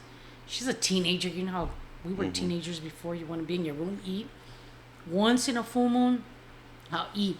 But pretty much it's just me. And you're right what you said. She's going to be 18 soon, and what do? You go to college, you leave, and that's her dream. She wants to leave. At first I was sad, but then I'm like, what the hell am I going to do by myself? I'm going to have everything by myself. Because first of all, she's very independent. So am I. I'm like, oh my God, I could travel. I could learn the guitar. I could learn acting. I could do so many things. You could leave too, right? You don't have to be here. I could leave. Faith, by the way. So I have always wanted to leave to, Apple Valley, the desert, right? I love the country, Alex. Let me tell you something. I'm not a city person. No more. Yeah, me either. I don't like it. My dream is to live in the country. I want a land. I want to grow. This is real. I want to grow my own vegetables, fruits. just by talking about it makes me so happy inside, you know. I want to like just the country. I love the country. I want to hear the chickens singing, the roosters. I want to smell the smell of cow shit. You know what I mean? I'm sorry to say that, but I didn't do that because of my kids, my son. Oh no, mom. The city, you know, teenagers, all his friends are here. But I don't know if you're familiar with Chico, California. Okay, that's nice. So when he told me I'm going over there to go to school, I said, I grabbed my phone, started looking for houses for me. What are you doing, Mom? Shit, I'm going to move out over there. That's like the country. Mom, I'm coming back. But then he died, right? And then I tell Faith, because I have family that lives in Oregon. Have you been to Oregon? Yeah. Do you like Oregon? I do like Oregon. Okay, so in Oregon, my sister lives in Oregon with her handsome husband from Irish, right? They lived in Hawaii. They don't have kids. They're young in their 40s, so they don't have kids. Like I said, they live in wine country. McVille, I don't know what it's called. I haven't been there. I've been to Portland, Oregon, Medford, so I have family there too. All my dad's family, uncles, tias, you name it, primas, they're all over there. I have family in Idaho. I could go anywhere. And I told Faith, if there's an opportunity, I'm leaving. We're leaving. And she just stays quiet. But then she's like, you can't wait until I graduate? I go, yeah. Then last time I was like, shit, I could go anywhere I want. Nobody could stop me, Alex. I'm free. Yeah, once she graduates, yeah, 2027, she's 2 more years. Yeah, and I'm preparing myself. I'm preparing myself. But that's why I pray, I meditate. You know, sometimes I meditate for hours. You know, the most I meditated was 7 hours nonstop. Whoa. And that was part of my school. Yeah. I became a yoga instructor, like I said, and I'm also a certified meditator. So I had to meditate. Only time you could get up was to go to the bathroom. You couldn't say hi, look at your friends, nothing, and I did it. Right. Yep, I did it, and I still meditate. Where I go to trance, my entire soul leaves. I go through trances, beautiful ones. I see my future. I smell it. Whoa. I see people that are gonna be in my life. I don't know who they are, but they're behind me. So I just feel that I haven't met my friends or even the love of my life, because I am single now, you know, and I'm happy to be single. Because I haven't met the right person that thinks like me. I want someone at my level, and if not, higher than me, because I want to grow with that person. So I've been with the wrong man. I've been with the wrong man. I don't know what I was thinking, but I think I was lonely. You're young, my son had died. It's your environment. My son and my boyfriend was almost 20 years older than me. He could have been my dad. I'm very grateful for all my exes, but some were not good. You know, like I've had only 2 serious ones. One for 5 years, I had to end it. He became obsessed with me after my son died, because my son did not like him. He said, Mom, your ex cannot come in here. He gives me and he never came here when my son was here. Never. You know, they didn't like him. It's that little energy, you know, that they feel. Faith, the same way with him. But he became so obsessed that I had to put I have a restraining order on him. Whoa, is this the older one? No. Oh, okay. The younger one. So I've been with always older guys. My dad's like, no más, mija. And then I left him. And then the other guy that I met, very nice person, you know, I'm not going to lie. Beautiful. I think we clicked because he lost his son too. He died. So we had a connection. But then I wanted to get married. I'm tired of playing. I want a family. Mm-hmm. You know, my family is gone. It was 4 of us. Well, 5, our dog.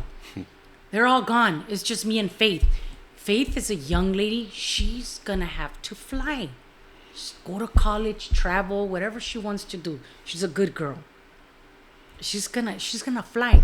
Now I'm gonna be by myself. Do I want to be by myself? I'll be honest. No, because I have so much love in here. I have a lot of love. I'm waiting for my king is being prepared.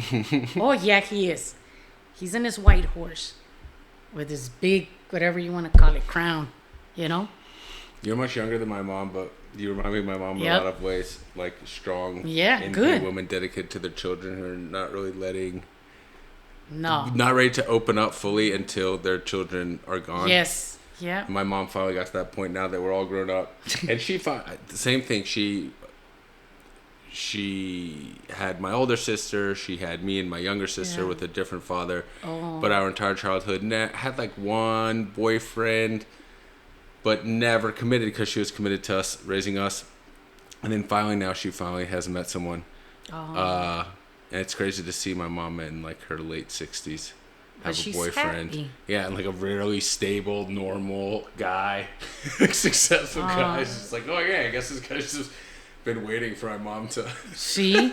So I reach this point in her life because she good. never would have done it otherwise. No. It's only now that she's retired and doesn't have any. All of us are established, and both my sisters are married, and I'm out here and a grown man. Your mom deserves it. Yeah, totally. She took good care. It seems like a good mom. She, you know, if you love your kids, it's the best. You know, you've got to love your kids.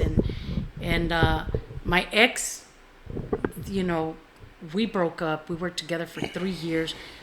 I remember telling him I want to get married. Those are my intentions. And I don't know, maybe he got scared, he wasn't ready, but he was, you know, a person knows what you want. Mm-hmm. And I said, I can't do this. Mm-hmm. And I said, I can't do this anymore. And we left in good terms. Mm-hmm. No arguments, nobody cheated on nobody. Mm-hmm. It was, the age was, I guess, it was a little bit overwhelming. Maybe I was too goofy to him. I don't know. You know, I could be for my age, I feel young. And I don't talk about my age because I made a promise, right? And because I practiced something else. So a lot of people always ask me what's my age, and I don't tell them. Some people, yes. I don't celebrate birthdays either. What? Do you feel like you are a different age than yes. the number of revolutions around the sun? Yeah. Okay. And I suffered so much. I wanted to end my life. I already had it planned. I had it planned how I was going to die. I was already dying. When my son died, I had it planned. And I remember confessing to my dad was here and my sister. I told them, please take care of my daughter. This, and they're like, what? I said, I'm going to die. How? I'm not going to tell you how. And then my dad was mad at me. He said, you must be a selfish mother. I'm like, you know, whatever. And he goes, you got to live for Faith, Gris. Yeah. You're still young. She needs you. Yeah. And then I woke up 100%. And I started fighting. And I said, screw this shit. I'm taking all my years, Alex, all the years that I suffered, that I cried like a maniac. I took them back. I took every single one of them. And that's my age. So do you get to subtract those years from the amount of times you've gone around the sun? From my son. Do you have a number in your head? Like specific I'm not gonna tell you. But you do have one in your head. A specific number. Because I kind of have the same thing. I do too, dude. I've done the same thing. When I moved out to LA in 2020 and started raising Jojo, I had like 3 months right before COVID. And I didn't really know anyone here in LA, but I started hanging out with this girl that I met through Jojo's dad, who was a lawyer, and it was me. I was 32 at the time, and they were all early mid-30s. Oh. And it was like me, this lawyer who was like a high-level lawyer down in San Diego, and then Jojo's parents, who are both higher-level corporate lawyers. And that's my whole peer group, right? And that's kind of the peer group that most of my friends come from childhood, high school, college, you know, that kind of upper middle class, highly educated group of individuals. And I'm me, right? I've been a teacher, personal trainer, yoga. I've traveled around. I'm a nanny. And so people who know me get it and know and know me and aren't like worried or questioning.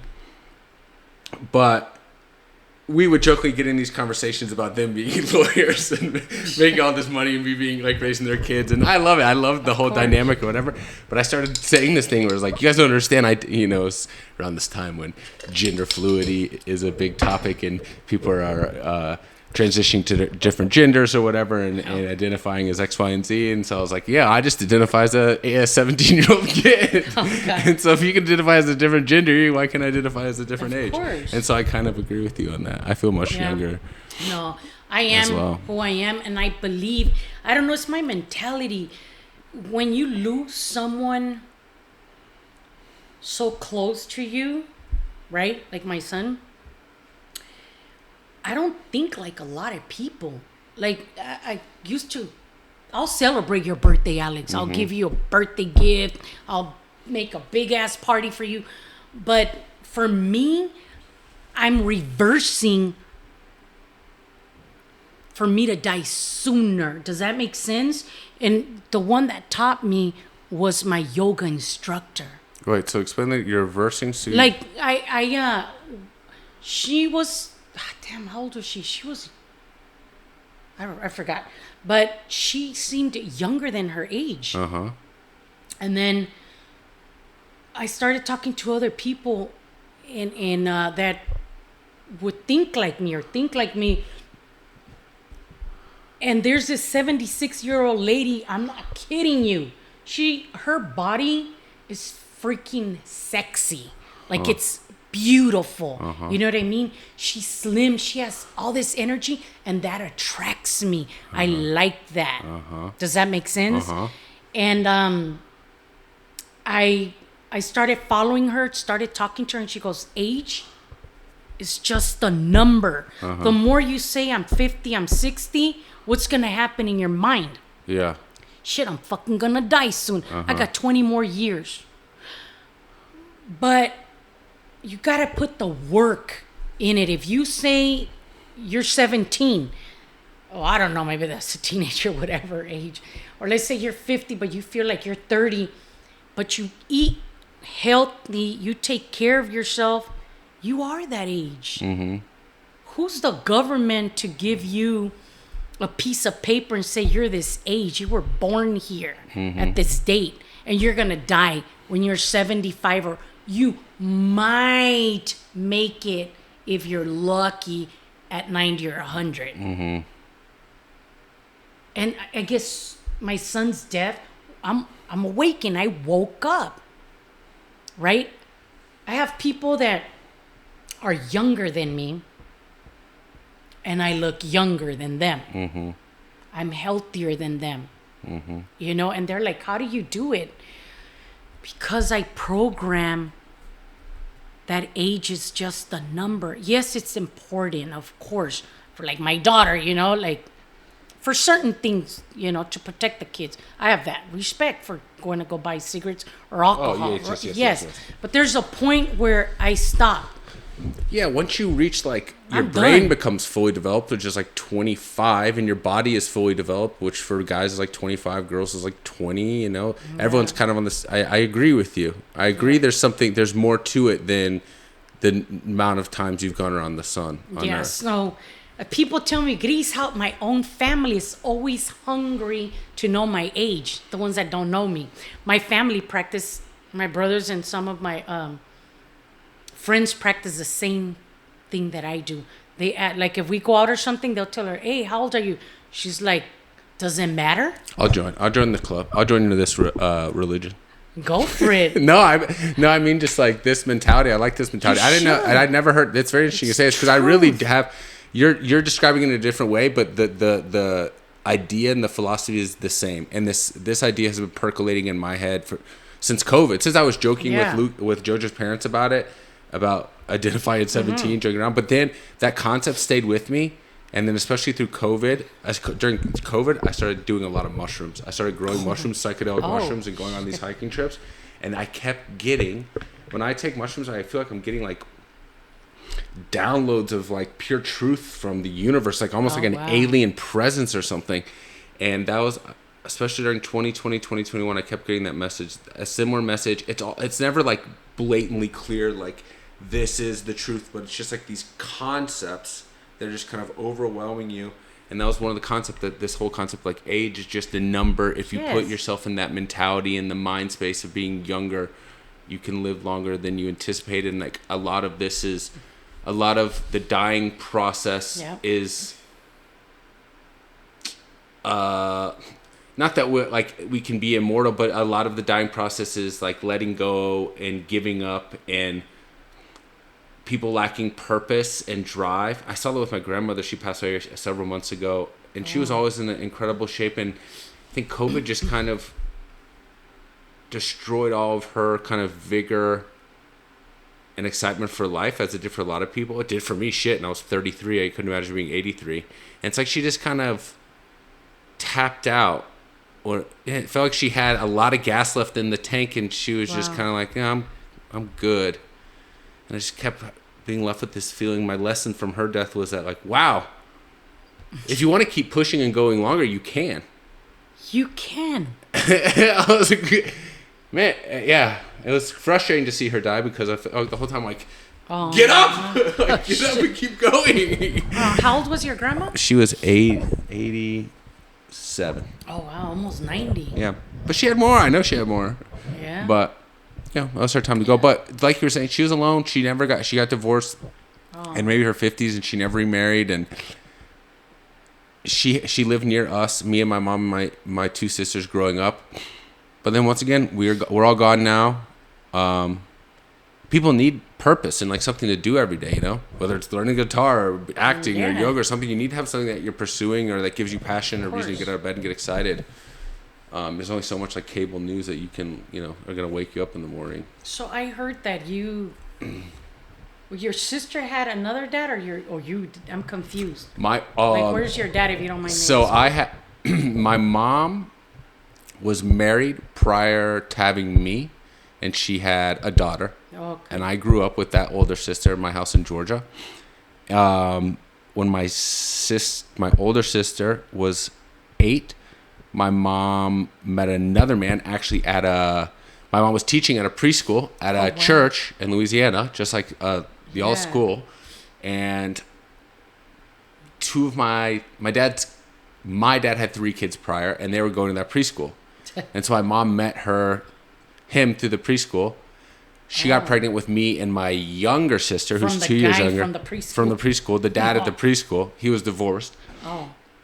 But they never got married. She got pregnant with me. It didn't work out. She took me and my older sister from her first marriage to Atlanta, where my grandmother was living. They tried for 1 year to get the family back together. My mom in Atlanta. My mom got pregnant again with my younger sister. Then he left. From the same guy. From the guy from the preschool. My dad. Yeah, the same guy. Okay. This was now in Atlanta. So once I was born, my mom took me to Atlanta. Tried to end things with my dad. After I guess about a year, let's try to get the whole family together in Atlanta. He then moved to Atlanta with his kids. They all went to school in Atlanta for 1 year. It didn't work out. But during that year, my mom got pregnant with my younger sister. Had my younger sister, and my dad returned to Louisiana with his 3 kids. And then me, my mom, and my 2 sisters stayed in Atlanta, and that's where. So how many kids your mom has at total? My mom has 2 kids. My mom has 3 kids. Oh, okay. I have 2 sisters, sorry. Oh, okay. And my dad has 3 kids. Boys or girls? On my mom's side, it's 2 girls, younger sister and older sister. And that's if you were just if I were just meet you in a bar for 5 minutes and you asked me, I would tell you I have 2 sisters. Okay. I wouldn't give the whole story because 2 seconds here or whatever. Because that's who I grew up with, younger sister, older sister. But the truth is, on my dad's side, who I didn't grow up with, I have 3 older siblings, 2 older brothers, and 1 older sister. Wow. Yeah, on the dad's side. And how is your relationship with your dad? I never really had a relationship with my dad. It's not like antagonistic or anything. Like if he called me up, I'd answer the phone. It would be strange. I'm like, wow, this dude's never called me before. But he actually did call me this year because I was talking to my older brother on that side, who I try to maintain a relationship with those siblings on that side, but I only talk to them once or twice a year. And I was just giving him advice about fitness and staying in shape and kind of what your son was telling you. And then my dad called me up like a couple hours after that conversation. I can't even tell you the last time my dad called me. Probably on my birthday in fucking middle school or something, you know? And he was like, I just want to thank you for giving your brother all that advice about fitness. Like, it's really important. I know it meant a lot to him. And I was like, oh, wow. That was like the first time I've had like a adult, really like an actual interaction with my dad. Like, I'm a man. He's a man. He calls me up. Hey, thanks for doing that. Was like the first real interaction we've ever had. That's not like my mom bringing you like, this is your son, or, you know, this some like contrived thing. He voluntarily called me. I was like, well, that's interesting. So yeah, that's my story on my side. What do you want from, do you have anything that you want your daughter to be when she grows up, or do you want her to go to college, or what do you want for? Well, I'll be honest with you. I used to be all into like, oh, they got to go to school. Mm-hmm. Now I changed, and everything after my son passed away. So with Faith, I will support if she doesn't want to go to school, as in college, as long as she gets a training then. Mm-hmm. But she has to do something. Mm-hmm. I told her, if you don't want to go to college, you don't have to. If you don't want to go to university, you don't have to. Just make sure you go to high school, because you don't want to mess this up. And I told her, if you want to become a business person, that's a big plus. Mm-hmm. So, yes, I want Faith to become a very successful woman because what she's been through. Mm-hmm. I want her to grow up to be strong. She's very independent. Like I said, I'm not worried about that. A kind person, loving, you know. She has a lot of anger, Faith, because everything she's been through. But yeah, if she goes to school, I'll be happy. I want her... after high school, we talked about she wants to travel. So we got to figure it out. She wants to travel like to different countries or states. I told her, why don't you go study abroad? You know, like let's say Italy, Greece, I don't know, somewhere, and study something.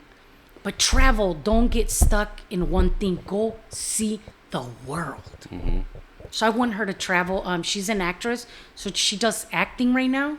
She used to do modeling, but I'm not pushing her into nothing like that. I'm just like there for her. She does, she's very athletic. So my kids both were super athletic. Like they're into their bodies. They're into eating healthy, you know. So I just want Faith to do good in life. I want Faith to own property before she's 30, so in her 20s, and I'm gonna help her. Mm-hmm. Yep, I'm gonna help her out. How has she been emotionally over the past few years? Like after her dad died, she had a lot of... It was confusing for her, right? She was young, like 8. She wouldn't get close to like a lot of men. Like I had a boyfriend, and you know, that's not my dad. Yeah. Both of my kids, that's not my father. And I was like, he's not your father. I wouldn't even want him to be your dad, right?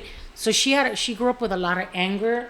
That's why, like, I was in my first relationship after I broke up. We divorced, me and her dad. I was with him for 5 years because I'm the type, I'm like old-fashioned, you know? I don't believe in jumping from one guy to another one. But she has a lot of anger. Our relationship, I don't know if it's because she's a teenager. Sometimes people say we act like sisters. Yeah, I would bet. Yep. Given the dynamic of what's happened in the house. So they say, is that your big sister? Sometimes we lie to her friends. Oh, you know, mom's not here today. And they're like, I thought that was your mom. We've played with them. And Faith is like, that's my older sister. They're like, what happened to your mom? And she'll lie like, oh, my mom died. So, yeah, you know. Is she social?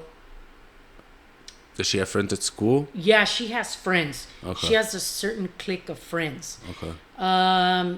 She's never had a boyfriend. She has a crush, but she's almost going to be 16 and no boyfriend, so I'm proud of her.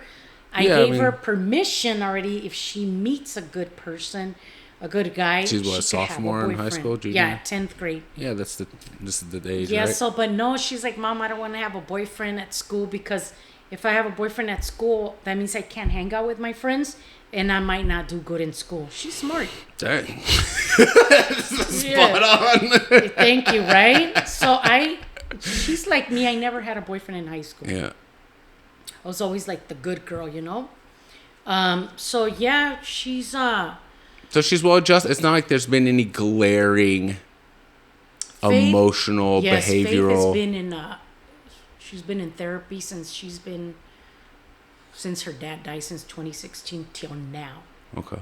Yep, she's in therapy. Yeah, but she's not like getting kicked out of school or something. Oh no, Faith, no, thank God, Alex.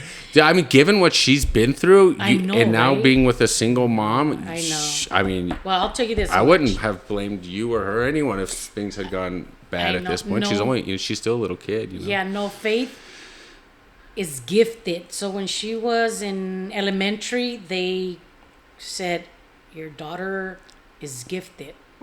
So that follows her, which is a big plus. So now she goes to Marshall High School, 10th grader. She's into volleyball. She does track. Super good kid. She's not perfect, but when I was her age, I was already smoking cigarettes and drinking cervezas, beer, you know. She's good. I mean, I'm sure she's tried it, you know. But is she hooked on something? No. No.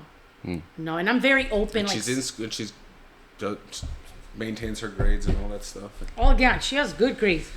She has I don't know. She has A's and B's. She's really smart, Faith. Like a very smart. That's girl. Awesome. You did a good job. That's not I'm tough. That could have gone. No, I know, It's right? been a long road for y'all. Sometimes Faith, Alex, she has a couple of friends that they say, I'm depressed, I got problems. And Faith laughs about them like, you got problems, dude? You got your mom, your dad, this beautiful house, your siblings. I lost my dad. I lost my uncles, grandma, grandpa, and my brother. It's just me and my mom. What are you so depressed about? Wake up. Why are you depressed? What happened? What's going on? And Faith always tells me, Mom, my friends always come for me for advice. I go, good, because they know what you've been through. Tell them. Talk to them. Yeah, she probably carries a maturity better. She's super mature, Faith. Sometimes goes in the past life, I was your mom. Your mom? Yes, she was my mom. Sometimes I could act goofy. Well, I'm very goofy. I bet. Valen was like me. He was like a dancer, super, super goofy. Yeah, Faith is more like serious. Gotcha. Yeah, she's more serious, but she is still a teenager, you know. Yeah. But she's serious where she punks me sometimes. Mom, stop. Mom, do this. Mom, don't dress like that. And I'm like, okay, Mom. But yeah, we have a good relationship, you know. I went through a phase. I'm working on myself where when Valen died, I wouldn't want her to go anywhere. I bet, I just thought I'm going to lose my daughter. So no, she's okay. You know, that's why I let her go this weekend. Sometimes I'm like just looking at, oh my God, where's she at? But I need to put the fear, the anxiety, the worries on the side. Yeah. It is what it is. Look, if something's going to happen to her, it's going to happen. Yeah, it's out of your control. To say it. Yeah. Am I going to hate God or I'm going to love him more than ever? I always tell my family, if I would know Valen comes back alive and God tells me he has to go, I would let him go again. I would let him die again. Because I know where Valen's at. He's in a better place. Man, I've had visions like this is real. You say you like all that stuff, right? I've had a huge, I don't know if you want to call it an alien. He was like 7 feet tall, or it's a girl. and she was telling me how to use my hands she was giving me codes. Her name's Nova. That's why I named my cat Nova. Mm-hmm. This is real. I wasn't on drugs. I wasn't on nothing. And my son, he goes, here's your son. And Valen came. This happened upstairs. It was at nighttime. He was made of galaxy. You know, the galaxy. His whole body was, you see that picture right there, the galaxy. He was that. Mm-hmm. His whole body was made out of the galaxy. And he goes, Mom, you're here for a reason. And I was sitting like this, and I remember seeing my feet, like it was 8 feet. I had a big feet, like huge. Like it was huge. I felt humongous, and I was the color blue, like kind of bluish. But it was Nova, that one like alien, I don't know, goddess, but she looked like an alien. She didn't look human. It didn't scare me. I was just so confused. But she told me, Grace, you don't belong here. I'm not from here. You weren't from here. I'm not from here. Uh-huh. So they were both there? Valen and Nova, that woman, whoever she was. But she told me I need to use codes. That's why I became a Reikist. I didn't know about Reiki. I was like, well, what's Reiki? And she told me, you must learn this to heal people with your hands. When I heal, I do different type of codes in the person's body because of them, of Nova. And Valen told me, Mom, don't be scared. They want to teach you what to do. And I'm like, okay. And then he said, Mom, you don't remember, but this is not your home. Your home is here with us. Somewhere up there.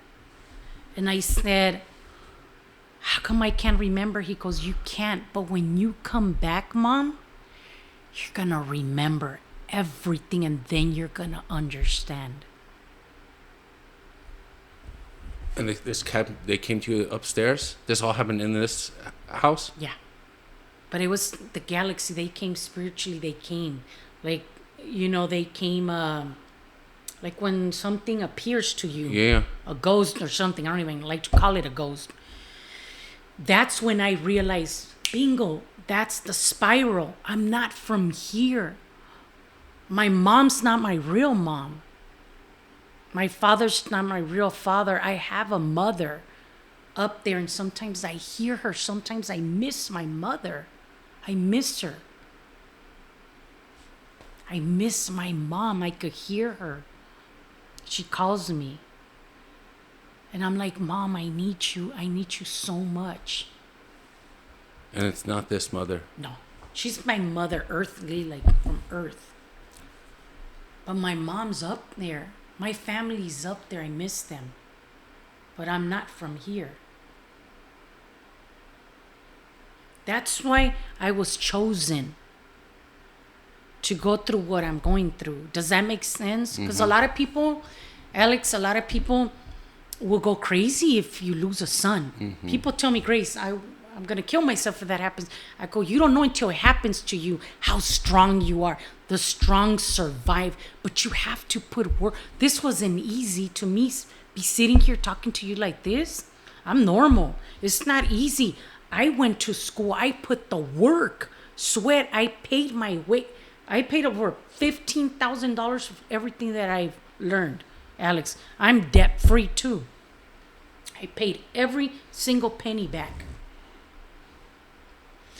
That's why the city makes me crazy. I need to be connected. I need to be with nature. I need to be in nature. You know, the loud noise, certain people get to me. You know, when I'm at a restaurant, there's a lot of people, I get anxiety. Like, I want to leave, I want to run. But if it's good energy or something, I'll stay. But if it's something, I'll be like, I need to get out of here. Because I got to save my energy. That's why I pray a lot. I meditate every single night, every single day. I meditate everywhere. Because what I do, I'm a healer. So with my work with my hands, I'm not the healer. It comes from up there. They're just, it's my hands. But I've healed a lot of people where they don't use medication anymore. I've healed people where their soul, their spirit left.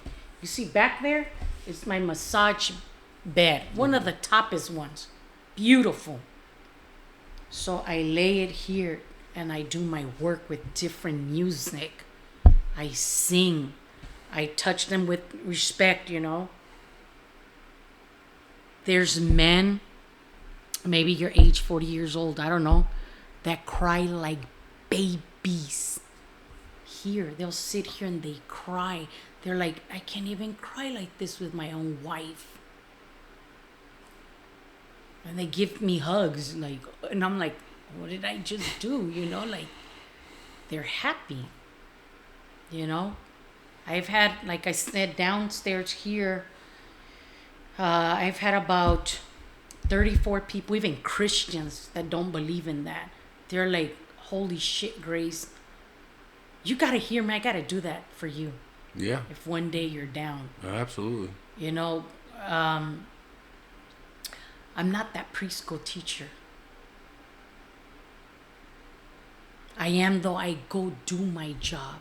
That's my job. But I have a higher call. It's like sometimes I get scared of myself. Mm-hmm. But I haven't found the right people to give me the opportunity, right? Someone special. We're all special. But there's some people that are different. Mm-hmm. And I'm one of the chosen ones. That's why I lost my son. Because they knew how strong I am. That's why I got to be careful who I let in my life. Because my light's super strong. Whoever's with me is going to make it in life.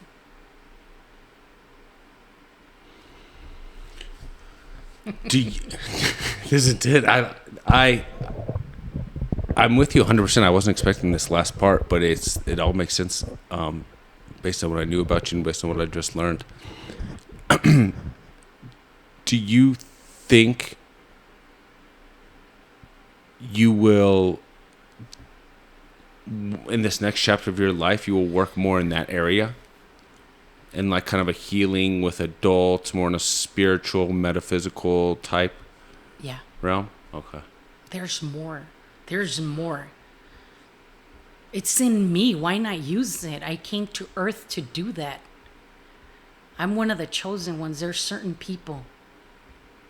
Have you ever had any other encounters with, when you describe like an alien goddess being, yes, where like you had like you had a visual encounter, right? Not just like a telepathic. This is real. Right. Okay. And you described this one with your son and the being up here. Was that the first time you'd had an encounter like that, or had you had something like that prior? That was the first time that I had an encounter with her, with Nova. With Nova. Have you spoken with her since? Yeah, one day I was laying down. This is crazy. In my son's room. And I woke up to my hands doing codes. I don't know, I call them codes. Yeah. What do you mean with by my that? body. Okay. And I couldn't stop. And I'm like, what is this? I said, calm down, Grace. But it was her. It was I can't say the words. The higher being? The higher being. Angels, whatever you want to call them, were working. They were using me. They were teaching me what to do. For the lung, for the heart. That's why I don't take medication. I can't.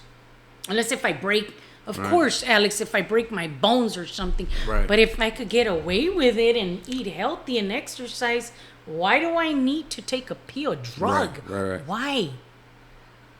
Unless if I'm really out there, like I did before, but no. Yes, I've had another encounter, like I said, with the codes. And it was like some weird codes. I think I had to Google it, and I was like, holy shit, it exists. Those codes exist. What do you mean by codes? Like numbers? Numeric codes? I don't know. I just call them codes, Alex. It's because I don't know. It's just like this, like weird stuff like this. Like geometric shapes? Yes. Okay. There you go. Maybe you know a little bit more about that. No, but it's okay. I don't know I don't have the words, so forgive me for that. No problem. Okay? So I call them codes. Right. So yeah, it's special hands, and when I do Reiki, it comes naturally, and I'm like, what did I just do to this person? Right. Not in a bad way, of course. Right. I will never hurt anyone. So that's why I clean myself. Because the energy, do you want somebody to come and work on you if they're doing drugs or they're bad? Of course not. Right. You want the purest, the cleanest that you can to work with you, for you. Mm-hmm. Right? That's what I'm saying. My age, I don't freaking say it. Because it's not me, Alex. Mm-hmm. It's not me. Do you think you would be able to leave LA? You spent your whole life here. Do you think that if your daughter wasn't here, let's say your daughter went to school elsewhere or just moved elsewhere or traveled, do you think you would be able to leave this city? I want to leave already. Okay. But she goes to high school. I wouldn't understand if she's here, but 2027, it's going to be like this. That's quick. That's when Emmeline's going to be done, I think. Okay. I think that's when Emmeline starts kindergarten. I think that's kind of roughly in my head when I will leave LA. Honestly, it's lining up the same way. Do you You're think leaving? I will not. Grace, you and I are I already kind of knew this, but the more I've learned about you over the past couple hours, it's you and I are extremely similar individuals. We I'm met not for a reason. 100%. I'm here to, in part. Sorry. Well, that's my dad. It's okay. I'll call them later. And I'm not sure entirely why I'm here, but I know at least in part I'm here for Jojo and Emmeline and to bring light and love into their lives, and then also to heal a part of myself that was broken and hurt from not having a father of my own. It's like I had the opportunity, and I've had the opportunity already to work with children in the school system and play an influential fatherly role in their lives, which I didn't have in my own, and that's allowed me to heal my heart. And then now with Jojo and Em, I've been able to do that from birth. It's like I was able to heal the conscious part of my childhood that I remember being a kindergartner, a fifth grader, a middle schooler, a high schooler, feeling alone and afraid. And I've now worked with those kids. But you have the subconscious part of your brain when you're a little baby with no dad, right? When you're a little baby getting dropped off at 6 weeks old at daycare all day long. And then, your mom's picking you up at night, and that's got to leave an imprint, a scarring, right, in your subconscious. And now with Joe and Em, I've had the opportunity to heal that part of myself because I've been able to be so present. They have so much love in their life, right? They have 3 parents, right? Yes. With plenty of money and a nice house. It's like not the opposite, right? I didn't grow up in fucking Somalia, but they're so overwhelmed with love, and they have you, and they have Stella, and they have Bonnie, and it's like there's so much love around those girls, but it helps me too. It's I get to be part of that, bathe in that love as well. And so that's why I'm here, but that's why I'm here. If those girls weren't here, if their parents lost their job or whatever, for whatever reason, that situation ended, their dad all of a sudden decided he wanted to be a stay-at-home dad, or their mom decided she wanted to be a stay-at-home mom, something changed, I would be gone. So that's why I'm here. Where do you want to go? I don't know, but I have a similar vision as you. I want to be in a much more rural environment. I want to be much more connected to nature, and I would like to start a school as well. I like to start a daycare. When I have kids of my own, hopefully I find someone to have kids with in the next... I'm in no rush to do that. Any of my serious relationships I've had over the past 10 years have ended because I do identify as a 17-year-old, and so all these girls are like ready to settle down and have kids and be mature ladies, and I'm, still a little kid in a lot of ways. But I am reaching that point, and this experience in LA with Jojo and Em has really helped me, I feel like, mature to the point of wanting to be a father and being willing to put in the work for a long-term romantic partnership. But once again, I'm still not in a rush, but when I do have kids, I want to keep them at home as long as possible. And then just bring in, just like Stella does, just like Stella used to have before she moved into with you. She was just doing it out of her house. Damn. You know, it was like 5 of them, you know, and then it became 6 and 7. All of a sudden, there are 25 kids this past summer. Was crazy. You know, I was gonna buy the school. Oh, you were? Yeah.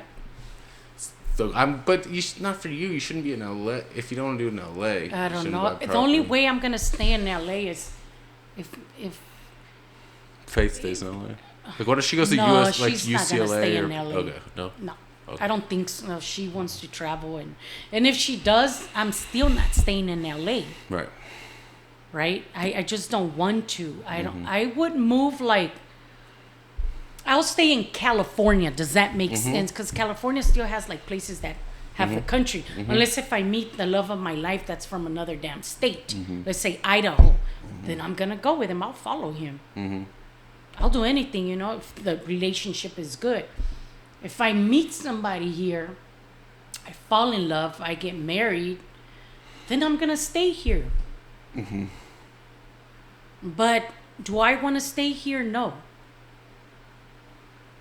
I don't. Or I don't mind. I don't like LA. I'm done with LA. My son died here too, you know, in LA. But I'm willing to move out of like the city of LA, you know, like, I don't know, like up north. I wouldn't mind doing that.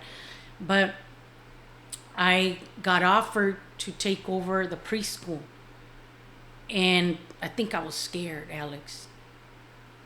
And but it wasn't meant for me because there's something better and bigger for me, you know. And I have patience. It doesn't seem like you that school permanently, that location, that neighborhood doesn't scream grace. I know. I have a broker, someone that I said if she could help me look for a church, kind of like that. Yeah.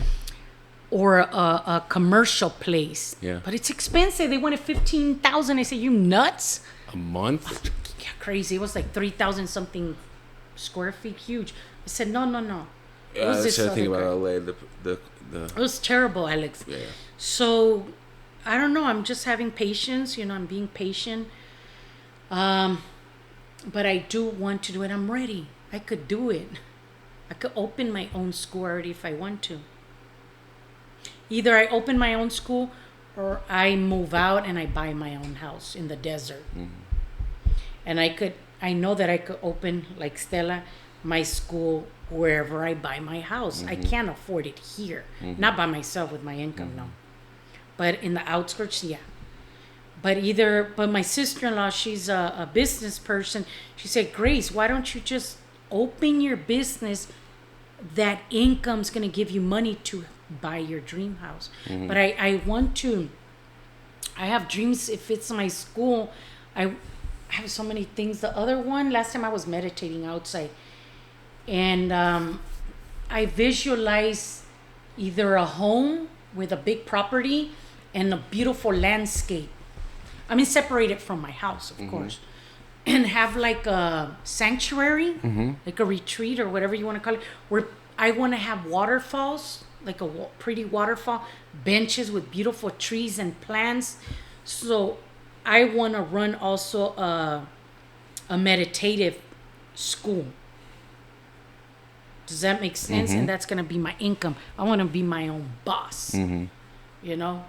So that's what I want to do. I always have thought to have maybe like a cabin, like Airbnb, and do something special. I don't know. I'm very creative. You know, I wish I could find someone to join me that I trust, because my dreams are huge and they're beautiful. My dreams are beautiful. I'm just, you know, flourishing. I want them to come true, which they are. They are. I just have to have patience. But I want a place where people that feel lonely, they don't feel like they're loved, or they just want peace, I'm going to be the owner. I'll hire the yogi. You know, I love meditation though, and singing, so I don't mind doing that. And I have crystal balls. Have you heard of? Yeah, so I do all that stuff. But the yoga, I'll hire somebody to do the yoga. I don't mess with yoga no more. I don't. So hire a yogi, you know, and make that shit badass, where people want to go. Where people, if they're tired, they're going to leave out of that place feeling brand new. And they're going to want to come more. They want more.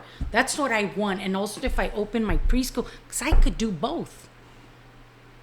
I want to open a preschool where I'm going to cook organic, clean food. I want a yard where we plant our garden, where we do, you know, the lettuce, the vegetables, the fruits. I want a compost, you know, because I used to work for a school that we did all that stuff.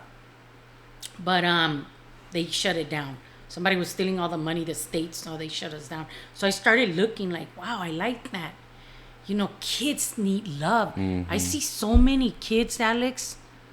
They cry, they're sad because their parents are separated.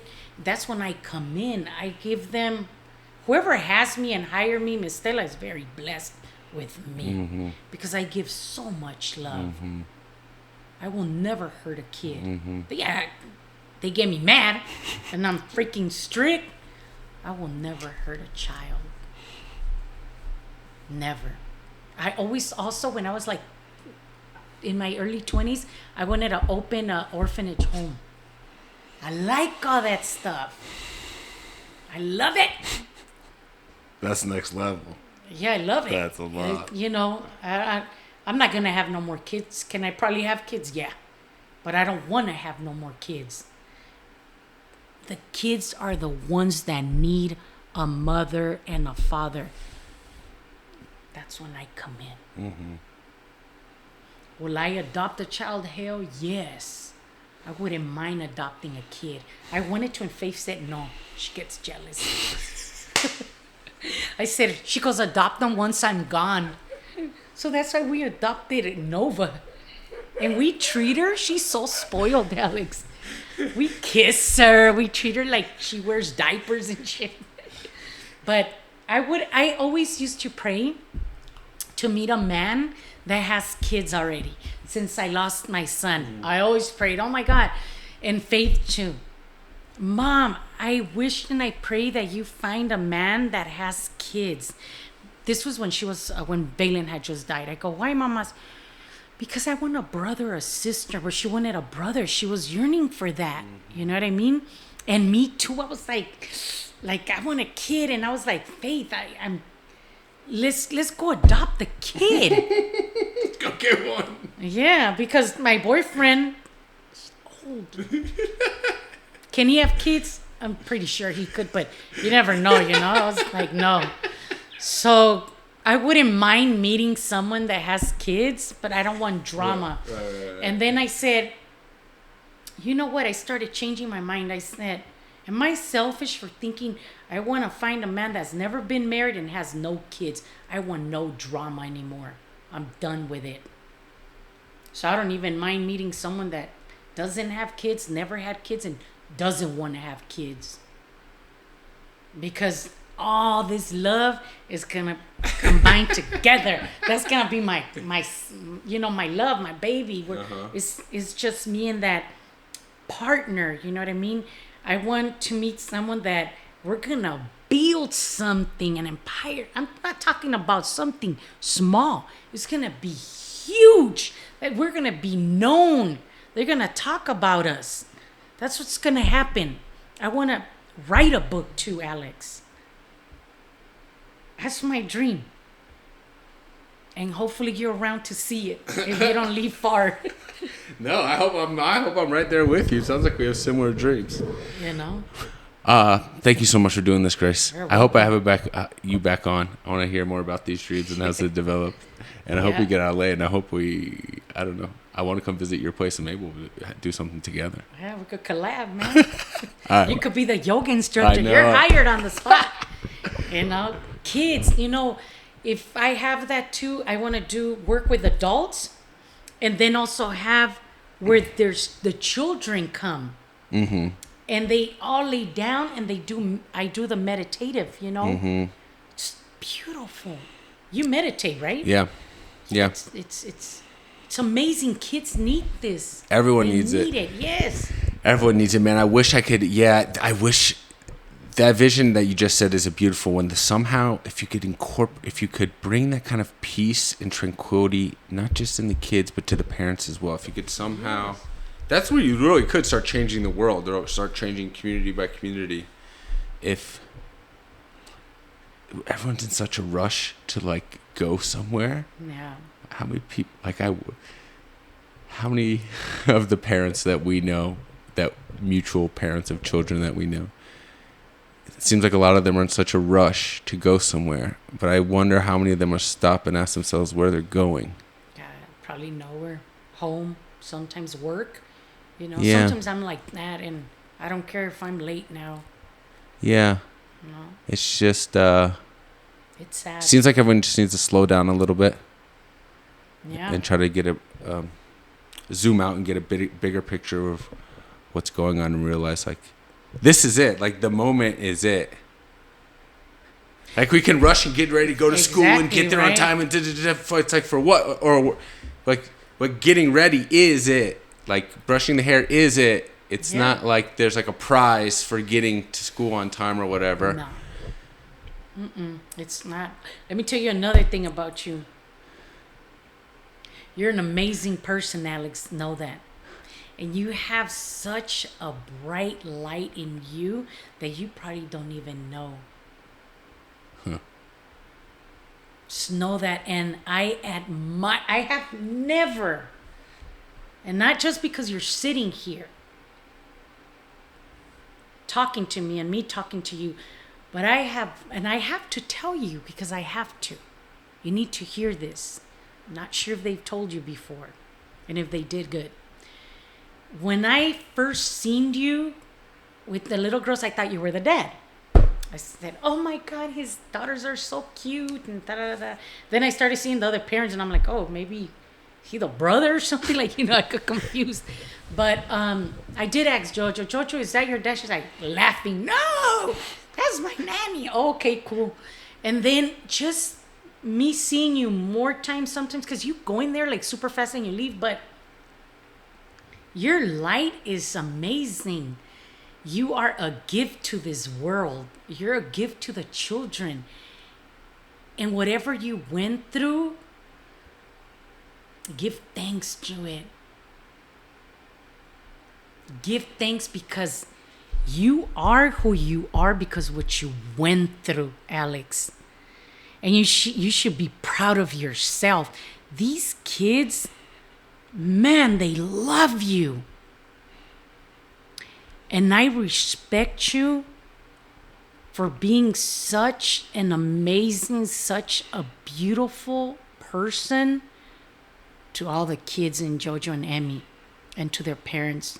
And I wish there were more people like you, especially men, right? Because there's a lot of men that are like machos and they're afraid to give love. But I love you for that light that you give out to the children when they come and see you. And sometimes I come home and you're in my mind, because I can't take away the way that I see the children come and run to you and they hug you.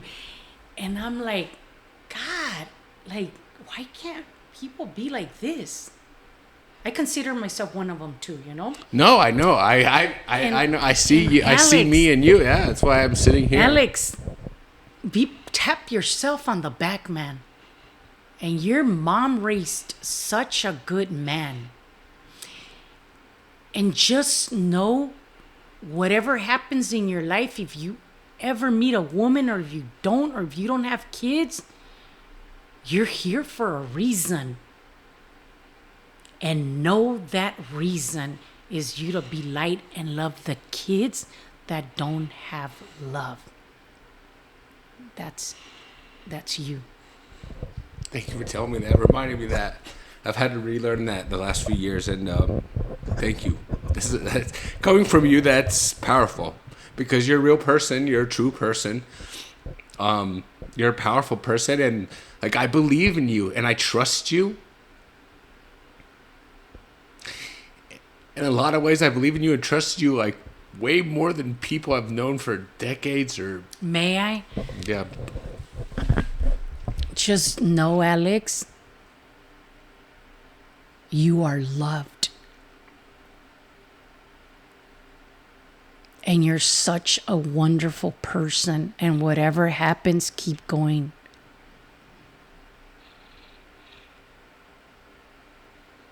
And God bless you.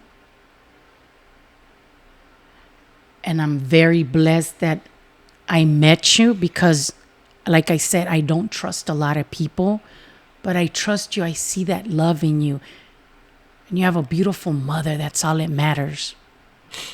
And a lot of kids don't have their dads. Look at my daughter. Doesn't have her dad died. I know that you say you don't have a relationship with your dad, but he's still there. And you have, I'm sure your sisters are beautiful just like you. You have sisters. Faith doesn't. I lost everything that I love, but then I'm blessed with my daughter. And sometimes blood is not family. It could be me and you. It could be our neighbors. And we could become family. So I'm here for you. If you ever need someone to talk to, I'm right here to help you out and guide you in whatever I can. Oh, thank you, Grace. You're welcome. I love you, Grace. I love you too. And everyone else out there, if you're hearing that, she's talking to you too. And really don't give up. I've thought about giving up a lot. It sounds like Grace has thought about giving up sometimes too. And don't ever do that. Just keep going. There's lots of love out there for you.